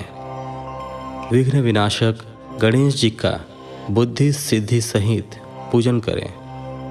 ओम गणपतये नमः का जाप करके उन्हें नमस्कार करें तथा क्षमा याचना करें। कार्तिकेय एवं गणेश जी का एक साथ पूजन करें तथा उन्हें बारंबार नमस्कार करें। फिर द्वार पर स्थित लंबोदर नामक द्वारपाल की पूजा करें। तत्पश्चात भगवती देवी की पूजा करें। चंदन, कुमकुम, धूप, दीप और नैवेद्य से शिव जी का पूजन करें। प्रेम पूर्वक नमस्कार करें। अपने घर में मिट्टी, सोना, चांदी या अन्य किसी धातु की शिव प्रतिमा बनाएं। भक्तिपूर्वक शिव जी की पूजा कर उन्हें नमस्कार करें। मिट्टी का शिवलिंग बनाकर विधि पूर्वक उसकी स्थापना करें तथा उसकी प्राण प्रतिष्ठा करें। घर में भी मंत्रोच्चार करते हुए पूजा करनी चाहिए। पूजा उत्तर की ओर मुख करके करनी चाहिए। आसन पर बैठकर गुरु को नमस्कार करें। अर्घ्य पात्र से शिवलिंग पर जल चढ़ाएं। शांत मन से पूर्ण श्रद्धावनत होकर महादेव जी का आवाहन इस प्रकार करें। जो कैलाश के शिखर पर निवास करते हैं और पार्वती देवी के पति हैं, जिनके स्वरूप का वर्णन शास्त्रों में है, जो समस्त देवताओं के लिए पूजित हैं, जिनके 5 मुख, 10 हाथ तथा प्रत्येक मुख पर 3-3 नेत्र हैं, जो सिर पर चंद्रमा का मुकुट और जटा धारण किए हुए हैं, जिनका रंग कपूर के समान है, जो बाघ की खाल बांधते हैं, जिनके गले में वासुकी नामक नाग लिपटा है, जो सभी मनुष्यों को शरण देते हैं और सभी भक्तगण जिनके जय जयकार करते हैं, जिनका सभी वेद और शास्त्रों में गुणगान किया गया है, ब्रह्मा विष्णु जिनकी स्तुति करते हैं, जो परम आनंद देने वाले तथा भक्त वत्सल हैं, ऐसे देवों के देव महादेव भगवान शिव जी का मैं आवाहन करता हूँ। इस प्रकार आवाहन करने के पश्चात उनका आसन स्थापित करें।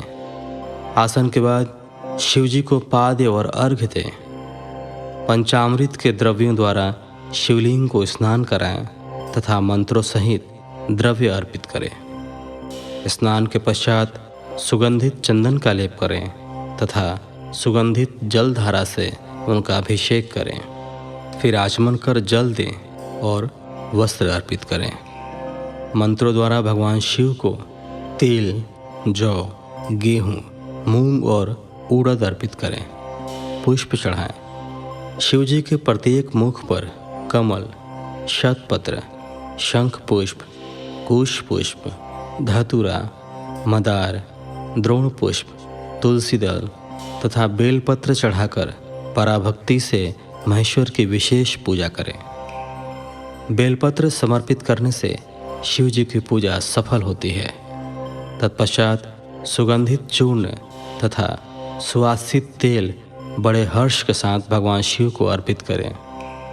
गुगुल और अगरू की धूप दें। घी का दीपक जलाएं। प्रभु शंकर, आपको हम नमस्कार करते हैं।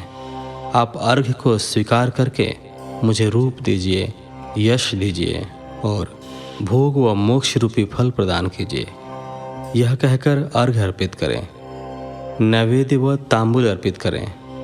5 बत्ती की आरती करें। 4 बार पैरों में, 2 बार नाभि के सामने, 1 बार मुख के सामने तथा संपूर्ण शरीर में 7 बार आरती दिखाएं। तत्पश्चात शिव जी की परिक्रमा करें। हे प्रभु शिव शंकर, मैंने अज्ञान से अथवा जानबूझकर जो पूजन किया है वह आपकी कृपा से सफल हो। हे भगवान, मेरे प्राण आप में लगे हैं। मेरा मन सदा आपका ही चिंतन करता है। हे गौरीनाथ, भूतनाथ, आप मुझ पर प्रसन्न होइए। प्रभु, जिनके पैर लड़खड़ाते हैं उनका आप ही एकमात्र सहारा है। जिन्होंने कोई भी अपराध किया है उनके लिए आप ही शरणदाता हैं। यह प्रार्थना करके पुष्पांजलि अर्पित करें तथा पुनः भगवान शिव को नमस्कार करें। देवेश्वर प्रभु, अब आप परिवार सहित अपने स्थान को पधारें तथा जब पूजा का समय हो तब पुनः यहाँ पधारें। इस प्रकार भगवान शंकर की प्रार्थना करते हुए उनका विसर्जन करें और उस जल को अपने हृदय में लगाकर मस्तक पर लगाएं। हे महर्षियों, इस प्रकार मैंने आपको शिव पूजन की सर्वोत्तम विधि बता दी है जो भोग और मोक्ष प्रदान करने वाली है। ऋषिगण बोले, हे ब्रह्मा जी, आप सर्वश्रेष्ठ हैं। आपने हम पर कृपा कर शिव पूजन की सर्वोत्तम विधि का वर्णन हमसे किया, जिसे सुनकर हम सब कृतार्थ हो गए।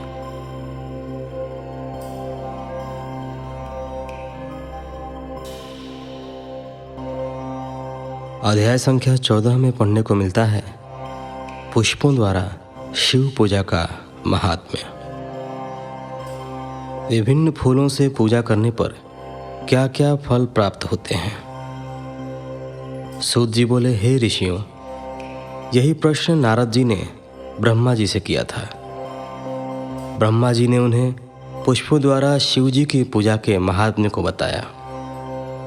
ब्रह्मा जी ने कहा, नारद, लक्ष्मी अर्थात धन की कामना करने वाले मनुष्य को कमल के फूल, बेलपत्र, शतपत्र और शंख पुष्प से भगवान शिव का पूजन करना चाहिए। 1,00,000 पुष्पों द्वारा भगवान शिव की पूजा होने पर सभी पापों का नाश हो जाता है और लक्ष्मी की प्राप्ति होती है। 1,00,000 फूलों से शिव जी की पूजा करने से मनुष्य को संपूर्ण अभिष्ट फलों की प्राप्ति होती है। जिसके मन में कोई कामना न हो वह उपासक इस पूजन से शिव स्वरूप हो जाता है। मृत्युंजय मंत्र के 5,00,000 जप पूरे होने पर महादेव के स्वरूप के दर्शन हो जाते हैं। 1,00,000 जाप से शरीर की शुद्धि होती है। दूसरे लाख के जाप से पहले जन्म की बातें याद आ जाती हैं। तीसरे लाख जाप के पूर्ण होने पर इच्छा की गई सभी वस्तुओं की प्राप्ति हो जाती है। चौथे लाख जाप पूर्ण होने पर भगवान शिव सपनों में दर्शन देते हैं। 5वां लाख जाप पूरा होने पर वे प्रत्यक्ष दर्शन देते हैं। मृत्युंजय मंत्र के 10 लाख जाप करने से संपूर्ण फलों की सिद्धि होती है। मोक्ष की कामना करने वाले मनुष्य को 1 लाख दर्भों यानी दूर्वा से शिव पूजन करना चाहिए। आयु वृद्धि की इच्छा करने वाले मनुष्य को 1 लाख दुर्वाओं द्वारा पूजा करना चाहिए। पुत्र प्राप्ति की इच्छा रखने वाले मनुष्य को 1 लाख धतूरे के फूलों से पूजा करनी चाहिए। पूजन में लाल डंठल वाले धतूरे को शुभदायक माना जाता है। तुलसी दल द्वारा शिवजी की पूजा करने से भोग और मोक्ष की प्राप्ति होती है। अड़हुल अर्थात जवाब कुसुम के 1 लाख फूलों से पूजा करने पर शत्रुओं की मृत्यु होती है। 1 लाख करवीर के फूलों से शिव पूजन करने पर समस्त रोगों का नाश हो जाता है। दोपहरिया के फूलों के पूजन से आभूषण तथा चमेली के फूलों से पूजन करने से वाहन की प्राप्ति होती है। अलसी के फूलों से शिव पूजन करने से विष्णु जी भी प्रसन्न होते हैं। बेलों के फूलों से अर्घ देने पर अच्छे जीवन साथी की प्राप्ति होती है। जूही के फूलों से पूजन करने पर घर में धन संपदा का वास होता है तथा अन्न के भंडार भर जाते हैं। कनेर के फूलों से पूजा करने पर वस्त्रों की प्राप्ति होती है। सेदुआरी और शेफालिका के फूलों से पूजन करने पर मन निर्मल हो जाता है। हरसिंगार के फूलों से पूजन करने पर सुख संपत्ति की वृद्धि होती है। राई के 1 लाख फूलों से पूजन करने पर शत्रु मृत्यु को प्राप्त होते हैं। चंपा और केवड़े के फूलों से शिव पूजन नहीं करना चाहिए। ये दोनों फूल महादेव के पूजन के लिए अयोग्य होते हैं। इसके अलावा सभी फूलों का पूजा में उपयोग किया जाता है। महादेव जी पर चावल चढ़ाने से लक्ष्मी की प्राप्ति होती है। ये चावल अखंडित होने चाहिए। उन्हें विधि पूर्वक अर्पित करें। रुद्र प्रधान मंत्र से पूजन करते हुए शिवलिंग पर वस्त्र अर्पित करें।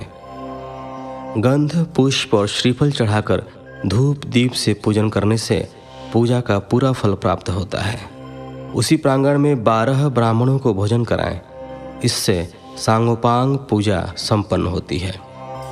1 लाख तिलों से शिवजी का पूजन करने पर समस्त दुखों और कलेशों का नाश होता है।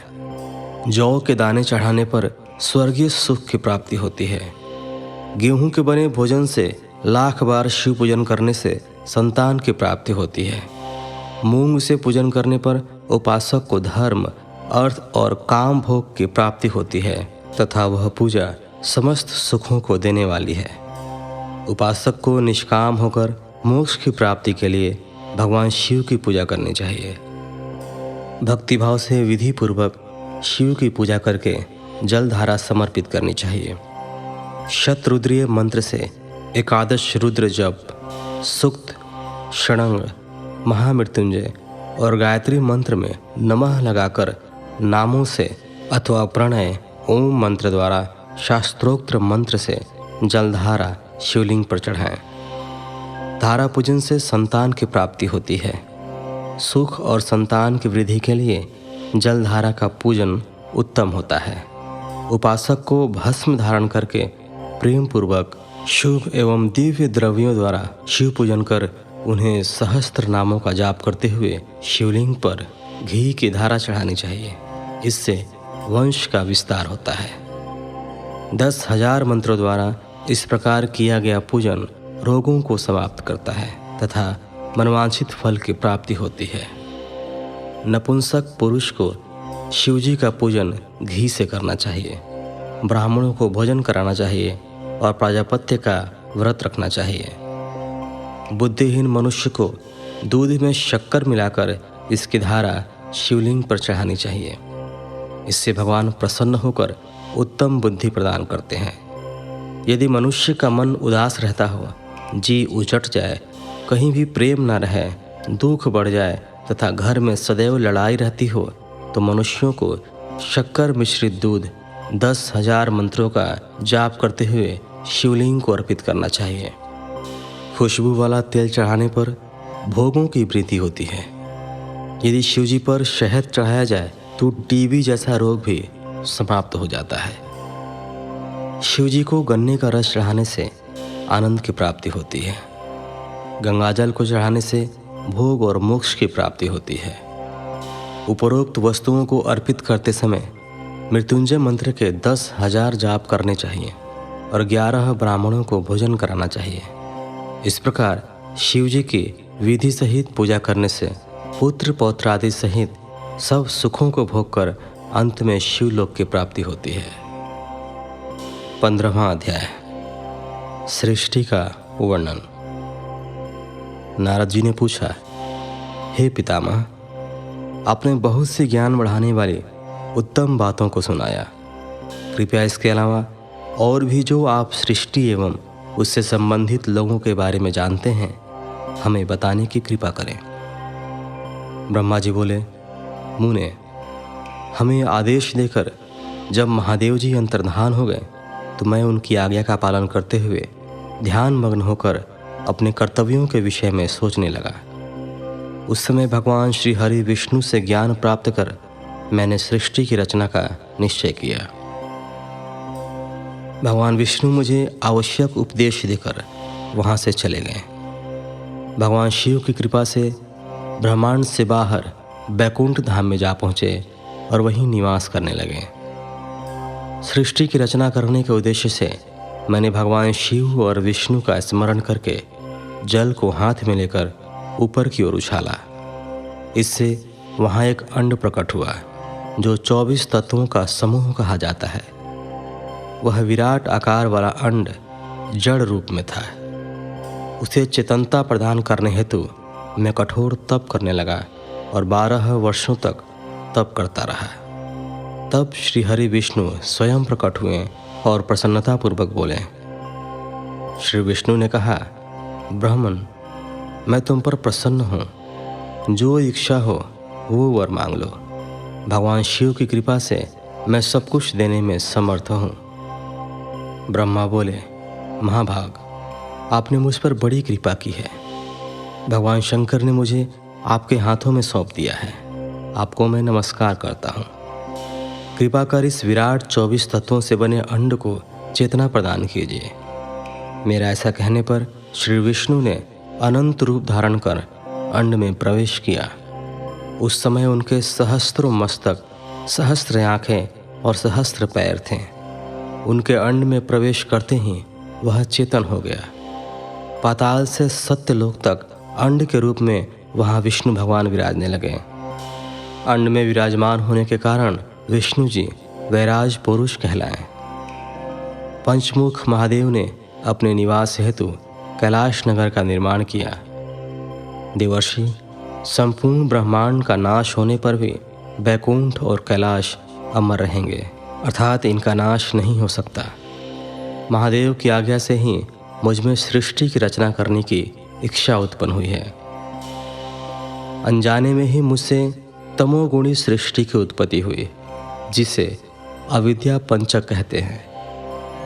इसके पश्चात भगवान शिव की आज्ञा से स्थावर संज्ञक वृक्ष, जिसे पहला सर्ग कहते हैं, का निर्माण हुआ, परंतु पुरुषार्थ का साधक नहीं था। अतः दूसरा सर्ग तिर्यक स्त्रोता प्रकट हुआ। यह दुखों से भरा हुआ था। तब ब्रह्मा जी द्वारा ऊर्ध्व स्त्रोता नामक तीसरे सर्ग की रचना की गई। यह सात्विक सर्ग देव सर्ग के नाम से प्रसिद्ध हुआ। यह सर्ग सत्यवादी एवं परम सुखदायक है। इसकी रचना के उपरांत मैंने पुनः शिव चिंतन आरंभ कर दिया। तब एक रजोगुणी सृष्टि का आरंभ हुआ जो अर्वाक स्त्रोता नाम से विख्यात हुआ। इसके बाद मैंने 5 विकृत सृष्टि और 3 प्राकृत सर्गों को जन्म दिया। पहला महतत्व, दूसरा भूतो और तीसरा वैकारिक सर्ग है। इसके अलावा 5 विकृत सर्ग हैं। दोनों को मिलाकर कुल 8 सर्ग होते हैं। 9वां कौमार सर्ग है, जिससे सनत सनंदन कुमारों की रचना हुई है। सनत आदि मेरे 4 मानस पुत्र हैं जो ब्रह्मा के समान हैं। वे महान व्रत का पालन करने वाले हैं। वे संसार से विमुख एवं ज्ञानी हैं। उनका मन शिव चिंतन में लगा रहता है। मुनि नारद, मेरी आज्ञा पाकर भी उन्होंने सृष्टि के कार्य में मन नहीं लगाया। इससे मुझ में क्रोध प्रवेश कर गया। तब भगवान विष्णु ने मुझे समझाया और भगवान शिव की तपस्या करने के लिए कहा। मेरी घोर तपस्या से मेरी भौहों और नाक के मध्य से महेश्वर की 3 मूर्तियां प्रकट हुईं, जो पूर्णांश, सर्वेश्वर एवं दया सागर थीं, और भगवान शिव का अर्धनारीश्वर रूप प्रकट हुआ। जन्म मरण से रहित परम तेजस्वी सर्वज्ञ नीलकंठ साक्षात उमा वल्लभ भगवान महादेव के साक्षात दर्शन कर मैं धन्य हो गया। मैंने भक्ति भाव से उन्हें प्रणाम किया और उन्हें प्रसन्न करने के लिए उनकी स्तुति करने लगा। तब मैंने उनसे जीवों की रचना करने की प्रार्थना की। मेरी प्रार्थना स्वीकारते हुए देवादिदेव भगवान शिव ने रुद्रगणों की रचना की। तब मैंने उनसे पुनः कहा, देवेश्वर शिव शंकर, अब आप संसार की मोह माया में लिप्त ऐसे जीवों की रचना करें जो मृत्यु और जन्म के बंधन में बंधे हों। यह सुनकर महादेव जी हंसते हुए कहने लगे। शिव जी ने कहा, हे ब्रह्मा, मैं जन्म और मृत्यु के भय में लिप्त जीवों की रचना नहीं करूँगा, क्योंकि वे जीव संसार रूपी बंधन में बंधे होने के कारण दुखों से युक्त होंगे। मैं सिर्फ उनका उद्धार करूँगा, उन्हें परम ज्ञान प्रदान कर उनके ज्ञान का विकास करूँगा। हे प्रजापते, इन जीवों की रचना आप करें। मोह माया के बंधनों में बंधे इस प्रकार के जीवों की सृष्टि करने पर भी आप इस माया में नहीं बंधेंगे। मुझसे इस प्रकार कहकर महादेव शिव शंकर अपने पार्षदों के साथ वहाँ से अंतर्धान हो गए। 16वां अध्याय, सृष्टि की उत्पत्ति। ब्रह्मा जी बोले, नारद, शब्द आदि पंचभूतों द्वारा पंचकरण करके उनके स्थूल आकाश, वायु, अग्नि, जल और पृथ्वी, पर्वत, समुद्र, वृक्ष और कला आदि से युगों और कालों की मैंने रचना की तथा और भी कई पदार्थ मैंने बनाए।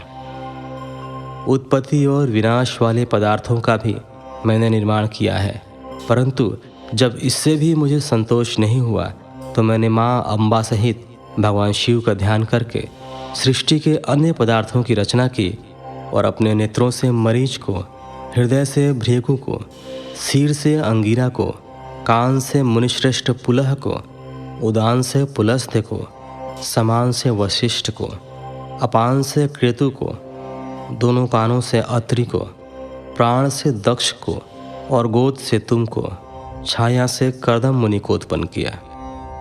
सब साधनाओं के साधन धर्म को भी मैंने अपने संकल्प से प्रकट किया।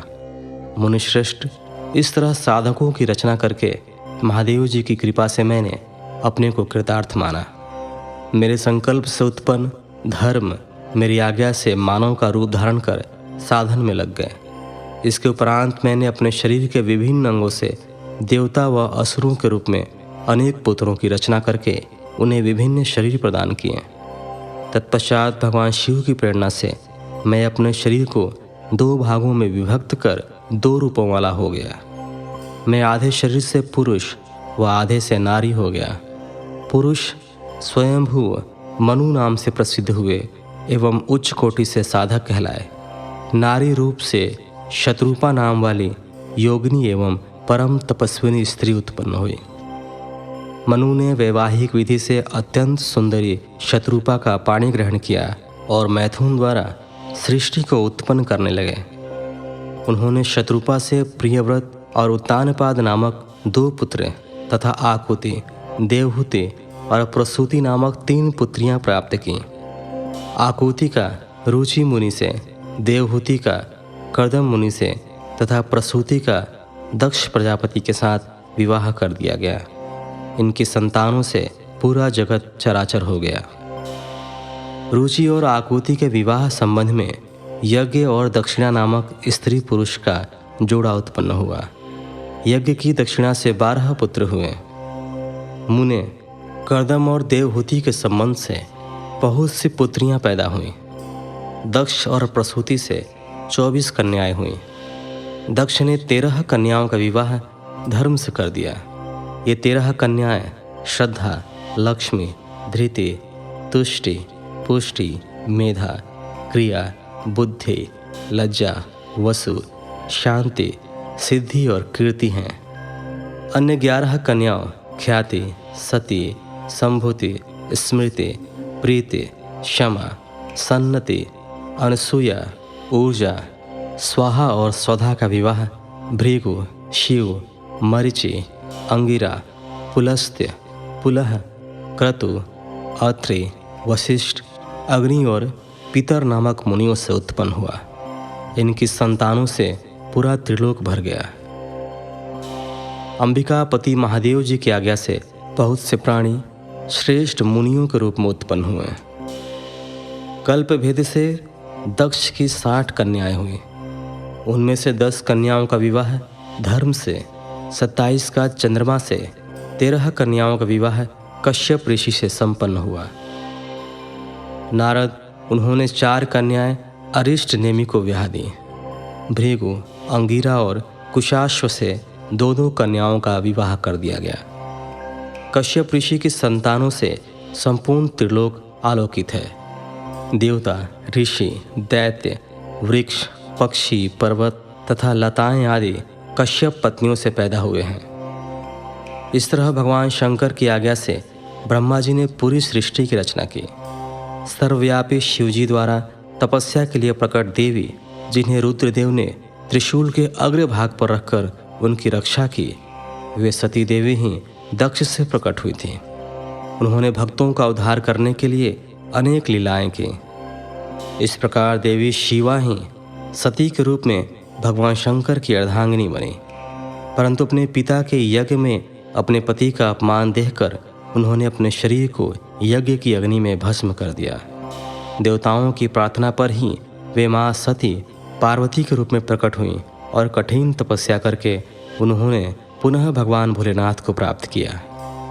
वे इस संसार में कालिका, चंडिका, भद्रा, चामुंडा, विजया, जया, जयंती, भद्रकाली, दुर्गा, भगवती, कामाख्या, कामदा, अम्बा, मृडानी और सर्वमंगला आदि अनेक नामों से पूजी जाती हैं। देवी के ये नाम भोग और मोक्ष को देने वाले हैं। मुनि नारद, इस प्रकार मैंने तुम्हें सृष्टि की उत्पत्ति की कथा सुनाई है। पूरा ब्रह्मांड भगवान शिव की आज्ञा से मेरे द्वारा रचा गया है। ब्रह्मा, विष्णु और रुद्र आदि तीनों देवता उन्हीं महादेव के अंश हैं। भगवान शिव निर्गुण और सगुण हैं। वे शिवलोक में शिवा के साथ निवास करते हैं।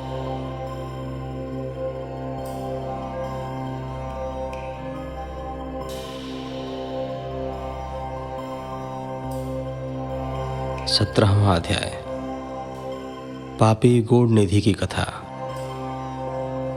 सूत जी कहते हैं, हे ऋषियों, तत्पश्चात नारद जी ने विनयपूर्वक प्रणाम किया और उनसे पूछा,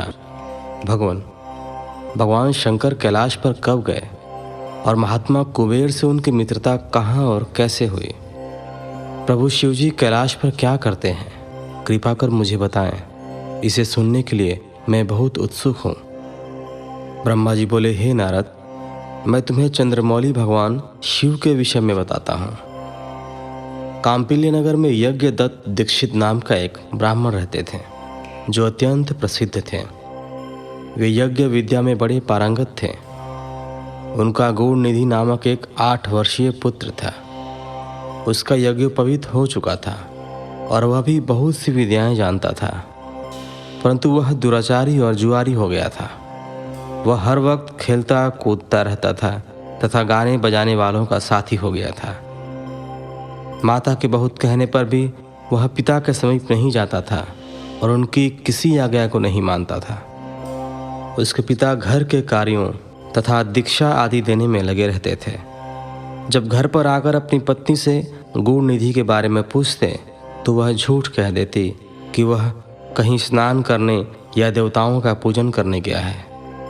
केवल एक ही पुत्र होने के कारण वह अपने पुत्र की कमियों को छुपाती रहती थी। उन्होंने अपने पुत्र का विवाह भी करा दिया। माता नित्य अपने पुत्र को समझाती थी। वह उसे यह भी समझाती थी कि तुम्हारी बुरी आदतों के बारे में तुम्हारे पिता को पता चल गया तो वे क्रोध के आवेश में हम दोनों को मार देंगे। परंतु गूढ़ निधि पर माँ के समझाने का कोई प्रभाव नहीं पड़ता था।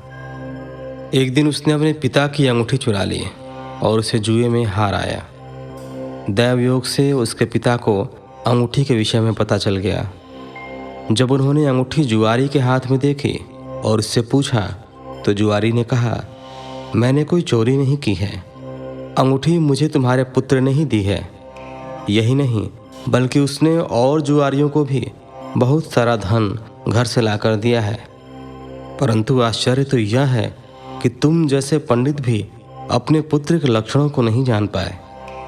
यह सारी बातें सुनकर पंडित दीक्षित का सिर शर्म से झुक गया। वे सिर झुकाकर और अपना मुंह ढककर अपने घर की ओर चल दिए। घर पहुंचकर गुस्से से उन्होंने अपनी पत्नी को पुकारा। अपनी पत्नी से उन्होंने पूछा, तेरा लाडला पुत्र कहाँ गया है? मेरी अंगूठी जो मैंने सुबह तुम्हें दी थी वह कहाँ है? मुझे जल्दी से दो। पंडित की पत्नी ने फिर झूठ बोल दिया, मुझे स्मरण नहीं है कि वह कहाँ है। अब तो दीक्षित जी को और भी क्रोध आ गया। वे अपनी पत्नी से बोले, तू बड़ी सत्यवादिनी है, इसलिए मैं जब भी गूढ़ निधि के बारे में पूछता हूँ तब मुझे अपनी बातों से बहला देती है। यह कहकर दीक्षित जी घर के अन्य सामानों को ढूंढने लगे, किंतु उन्हें कोई वस्तु न मिली, क्योंकि वे सब वस्तुएं गूढ़ निधि जुए में हार चुका था।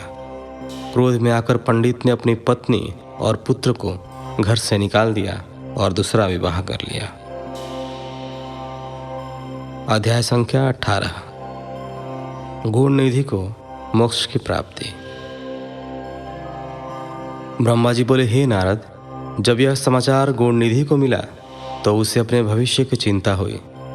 वह कई दिनों तक भूखा प्यासा भटकता रहा। एक दिन भूख प्यास से व्याकुल वह एक शिव मंदिर के पास बैठ गया।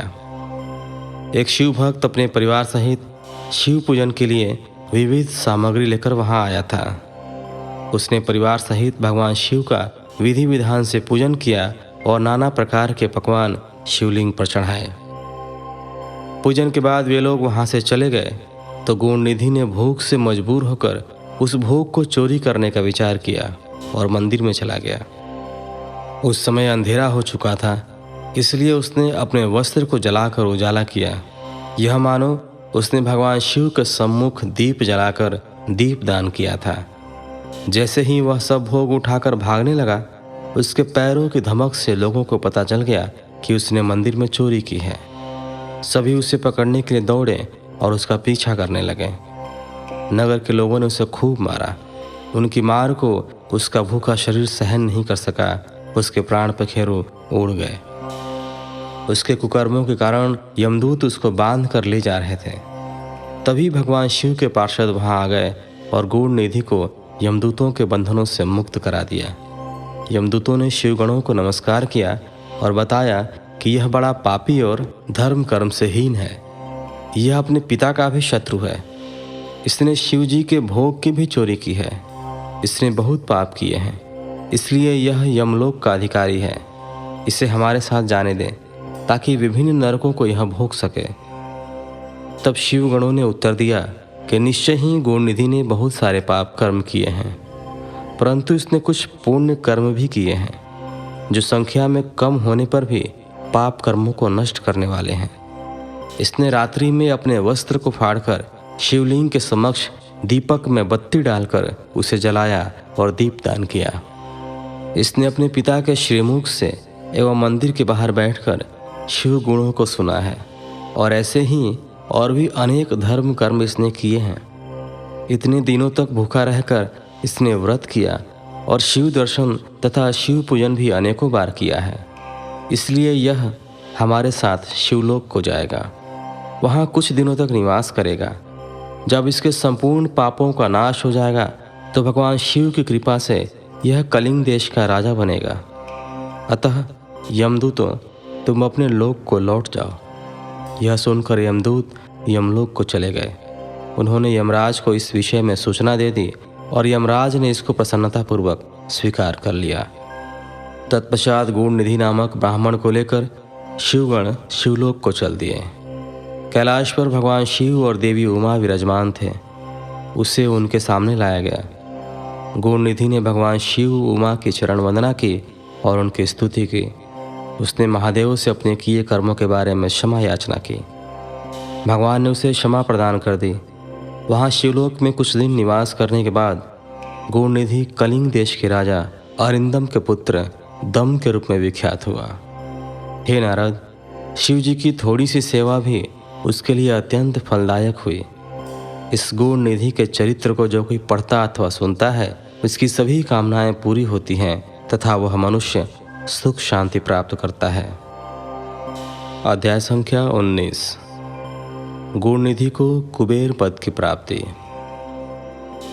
नारद जी ने प्रश्न किया, हे ब्रह्मा जी, अब आप मुझे यह बताइए कि गौरनिधि जैसे महापापी मनुष्य को भगवान शिव द्वारा कुबेर पद क्यों और कैसे प्रदान किया गया। हे प्रभु, कृपा कर इस कथा को भी बताइए। ब्रह्मा जी बोले, नारद, शिवलोक में सारे दिव्य भोगों का उपभोग तथा उमा महेश्वर का सेवन कर वह अगले जन्म में कलिंग के राजा अरिंदम का पुत्र हुआ। उसका नाम दम था। बालक दम की भगवान शंकर में असीम भक्ति थी। वह सदैव शिवजी की सेवा में लगा रहता था।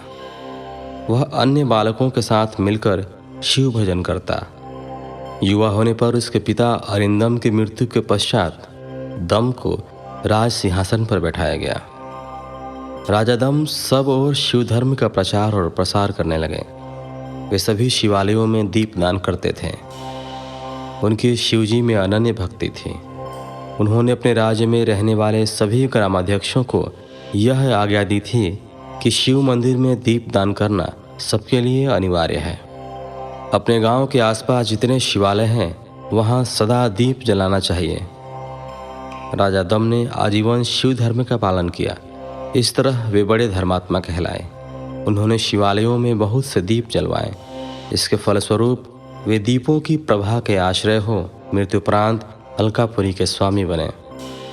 ब्रह्मा जी बोले, हे नारद, भगवान शिव का पूजन व उपासना महान फल देने वाली है। दीक्षित के पुत्र गौरनिधि ने, जो पूर्ण धर्मी था, भगवान शिव की कृपा पाकर दिक्पाल का पद पा लिया था। अब मैं तुम्हें उसकी भगवान शिव के साथ मित्रता के विषय में बताता हूँ। नारद, बहुत पहले की बात है। मेरे मानस पुत्र पुलस्त्य से विश्रवा का जन्म हुआ और विश्रवा के पुत्र कुबेर हुए। उन्होंने पूर्व काल में बहुत कठोर तप किया। उन्होंने विश्वकर्मा द्वारा रचित अलकापुरी का उपभोग किया। मेघवाहन कल्प के आरंभ होने पर वे कुबेर के रूप में घोर तप करने लगे। वे भगवान शिव द्वारा प्रकाशित काशीपुरी में गए और अपने मन के रत्नमय दीपों से 11 रुद्रों को उद्बोधित कर वे तन्मयता से शिवजी के ध्यान में मग्न होकर निश्चल भाव से उनकी उपासना करने लगे। वहाँ उन्होंने शिवलिंगों की प्रतिष्ठा की। उत्तम पुष्प द्वारा शिवलिंग का पूजन किया। कुबेर पूरे मन से तप में लगे थे। उनके पूरे शरीर में केवल हड्डियों का ढांचा और चमड़ी ही बची थी। इस प्रकार उन्होंने 10,000 वर्षों तक तपस्या की। तत्पश्चात भगवान शिव अपनी दिव्य शक्ति उमा के भव्य रूप के साथ कुबेर के पास गए। अलकापति कुबेर मन को एकाग्र कर शिवलिंग के सामने तपस्या में लीन थे। भगवान शिव ने कहा, अलकापति, मैं तुम्हारी भक्ति और तपस्या से प्रसन्न हूँ। तुम मुझसे अपनी इच्छा अनुसार वर मांग सकते हो। यह सुनकर जैसे ही कुबेर ने आंखें खोली तो उन्हें अपने सामने भगवान नीलकंठ खड़े दिखाई दिए। उनका तेज सूर्य के समान था। उनके मस्तक पर चंद्रमा अपनी चांदनी बिखेर रहा था। उनके तेज से कुबेर की आंखें चौंधिया गईं। तत्काल उन्होंने अपनी आंखें बंद कर लीं। वे भगवान शिव से बोले, भगवान, मेरे नेत्रों को वह शक्ति दीजिए जिससे मैं आपके चरणार बिंदु का दर्शन कर सकूं। कुबेर की बात सुनकर भगवान शिव ने अपनी हथेली से कुबेर को स्पर्श कर देखने की शक्ति प्रदान की। दिव्य दृष्टि प्राप्त होने पर वे आंखें फाड़ फाड़ कर देवी उमा की ओर देखने लगे। वे सोचने लगे कि भगवान शिव के साथ यह सर्वांग सुंदरी कौन है। इसने ऐसा कौन सा तप किया है जो इससे भगवान शिव की कृपा से उनका सामीप्य, रूप और सौभाग्य प्राप्त हुआ है। वे देवी उमा को निरंतर देखते जा रहे थे। देवी को घूरने के कारण उनकी बाईं आंख फूट गई। शिवजी ने उमा से कहा, उमे, यह तुम्हारा पुत्र है। यह तुम्हें क्रूर दृष्टि से नहीं देख रहा है। यह तुम्हारे तप बल को जानने की कोशिश कर रहा है। फिर भगवान शिव ने कुबेर से कहा, मैं तुम्हारी तपस्या से बहुत प्रसन्न हूँ। मैं तुम्हें वर देता हूँ कि तुम समस्त निधियों और गूढ़ शक्तियों के स्वामी हो जाओ। सुव्रतों, यक्षों और किन्नरों के अधिपति होकर धन के दाता बनो। मेरी तुमसे सदा मित्रता रहेगी और मैं तुम्हारे पास सदा निवास करूँगा, अर्थात तुम्हारे स्थान अलकापुरी के पास ही मैं निवास करूँगा। कुबेर, अब तुम अपनी माता उमा के चरणों में प्रणाम करो। यही तुम्हारी माता हैं। ब्रह्मा जी कहते हैं, नारद, इस प्रकार भगवान शिव ने देवी से कहा, हे देवी, यह आपके पुत्र के समान है, इस पर अपनी कृपा करो। यह सुनकर उमा देवी बोली, वत्स, तुम्हारी भगवान शिव में सदैव निर्मल भक्ति बनी रहे। बाईं आंख फूट जाने पर तुम एक ही पिंगल नेत्र से युक्त रहो। महादेव जी ने जो वर तुम्हें प्रदान किए हैं वे सुलभ हैं। मेरे रूप से ईर्ष्या के कारण तुम कुबेर नाम से प्रसिद्ध हो गए। कुबेर को वर देकर भगवान शिव और देवी उमा अपने धाम को चले गए। इस प्रकार भगवान शिव और कुबेर में मित्रता हुई और वे अलकापुरी के निकट कैलाश पर्वत पर निवास करने लगे। नारद जी ने कहा, ब्रह्मा जी, आप धन्य हैं। आपने मुझ पर कृपा कर मुझे इस अमृत कथा के बारे में बताया है। निश्चय ही शिव भक्ति दुखों को दूर कर समस्त सुख प्रदान करने वाली है।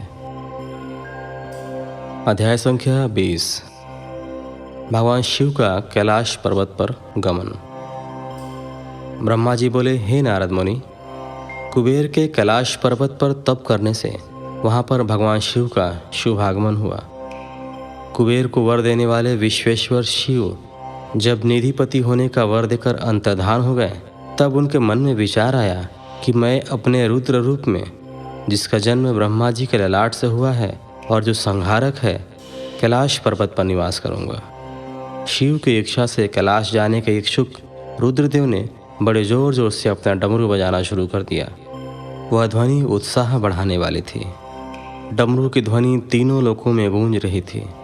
उस ध्वनि में सुनने वालों को अपने पास आने का आग्रह था। उस डमरू ध्वनि को सुनकर ब्रह्मा, विष्णु आदि सभी देवता, ऋषि, मुनि, वेद शास्त्रों को जानने वाले सिद्ध लोग बड़े उत्साहित होकर कैलाश पर्वत पर पहुँचे। भगवान शिव के सारे पार्षद और गणपाल जहाँ भी थे वे कैलाश पर्वत पर पहुँचे। साथ ही असंख्य गणों सहित अपनी लाखों करोड़ों भयावनी भूत प्रेतों की सेना के साथ स्वयं शिवजी भी वहां पहुंचे। सभी गणपाल सहस्त्रों भुजाओं से युक्त थे। उनके मस्तक पर जटाएं थीं। सभी चंद्रचूड़, नीलकंठ और त्रिलोचन थे। हार, कुंडल, केयूर तथा मुकुट से वे अलंकृत थे। भगवान शिव ने विश्वकर्मा को कैलाश पर्वत पर निवास बनाने की आज्ञा दी। अपने व अपने भक्तों के रहने के लिए योग्य आवास तैयार करने का आदेश दिया। विश्वकर्मा ने आज्ञा पाते ही अनेकों प्रकार के सुंदर निवास स्थान वहां बना दिए। उत्तम मुहूर्त में उन्होंने वहां प्रवेश किया। इस मधुर वेला पर सभी देवताओं, ऋषि, मुनियों और सिद्धों सहित ब्रह्मा और विष्णु ने शिवजी व उमा का अभिषेक किया। विभिन्न प्रकार से उनकी पूजा अर्चना और स्तुति की। प्रभु की आरती उतारी। उस समय आकाश में फूलों की वर्षा हुई। इस समय चारों ओर भगवान शिव तथा देवी उमा की जय जयकार हो रही थी। सभी की स्तुति से प्रसन्न होकर भगवान शिव ने उन्हें उनकी इच्छा के अनुसार वरदान दिया तथा उन्हें अभीष्ट और मनवांछित वस्तुएं भेंट की। तत्पश्चात भगवान शंकर की आज्ञा लेकर सभी देवता अपने अपने निवास को चले गए। कुबेर भी भगवान शिव की आज्ञा पाकर अपने स्थान अलकापुरी को चले गए। तत्पश्चात भगवान शंभु वहाँ निवास करने लगे। वे योग साधना में लीन होकर ध्यान में मग्न रहते। कुछ समय तक वहाँ अकेले निवास करने के बाद उन्होंने दक्ष कन्या देवी सती को पत्नी रूप में प्राप्त कर लिया। देवर्षि अब रुद्र भगवान देवी सती के साथ वहाँ सुखपूर्वक विहार करने लगे। हे नारद, इस प्रकार मैंने तुम्हें भगवान शिव के रुद्र अवतार का वर्णन और उनके कैलाश पर आगमन की उत्तम कथा सुनाई है। तुम्हें शिवजी व कुबेर की मित्रता और भगवान शिव की विभिन्न लीलाओं के विषय में बताया है। उनकी भक्ति तीनों लोकों का सुख प्रदान करने वाली तथा मनोवांछित फलों को देने वाली है। इस लोक में ही नहीं परलोक में भी सद्गति प्राप्त होती है। इस कथा को जो भी मनुष्य एकाग्र होकर सुनता या पढ़ता है वह इस लोक में सुख और भोगों को पाकर मोक्ष को प्राप्त होता है। नारद जी ने ब्रह्मा जी का धन्यवाद किया और उनकी स्तुति की। वे बोले कि प्रभु, आपने मुझे इस अमृत कथा को सुनाया है। आप महाज्ञानी हैं। आप सभी की इच्छाओं को पूर्ण करते हैं। मैं आपका आभारी हूँ। शिव चरित्र जैसा श्रेष्ठ ज्ञान आपने मुझे दिया है। हे प्रभु, मैं आपको बारंबार नमन करता हूँ। इस प्रकार 20वें अध्याय के साथ श्री रुद्र संहिता का प्रथम खंड संपूर्ण हुआ। अगले एपिसोड में हम श्री रुद्र संहिता के द्वितीय खंड की शुरुआत करेंगे। तो मिलते हैं आपसे अगले एपिसोड में। तब तक के लिए धन्यवाद। हर हर महादेव।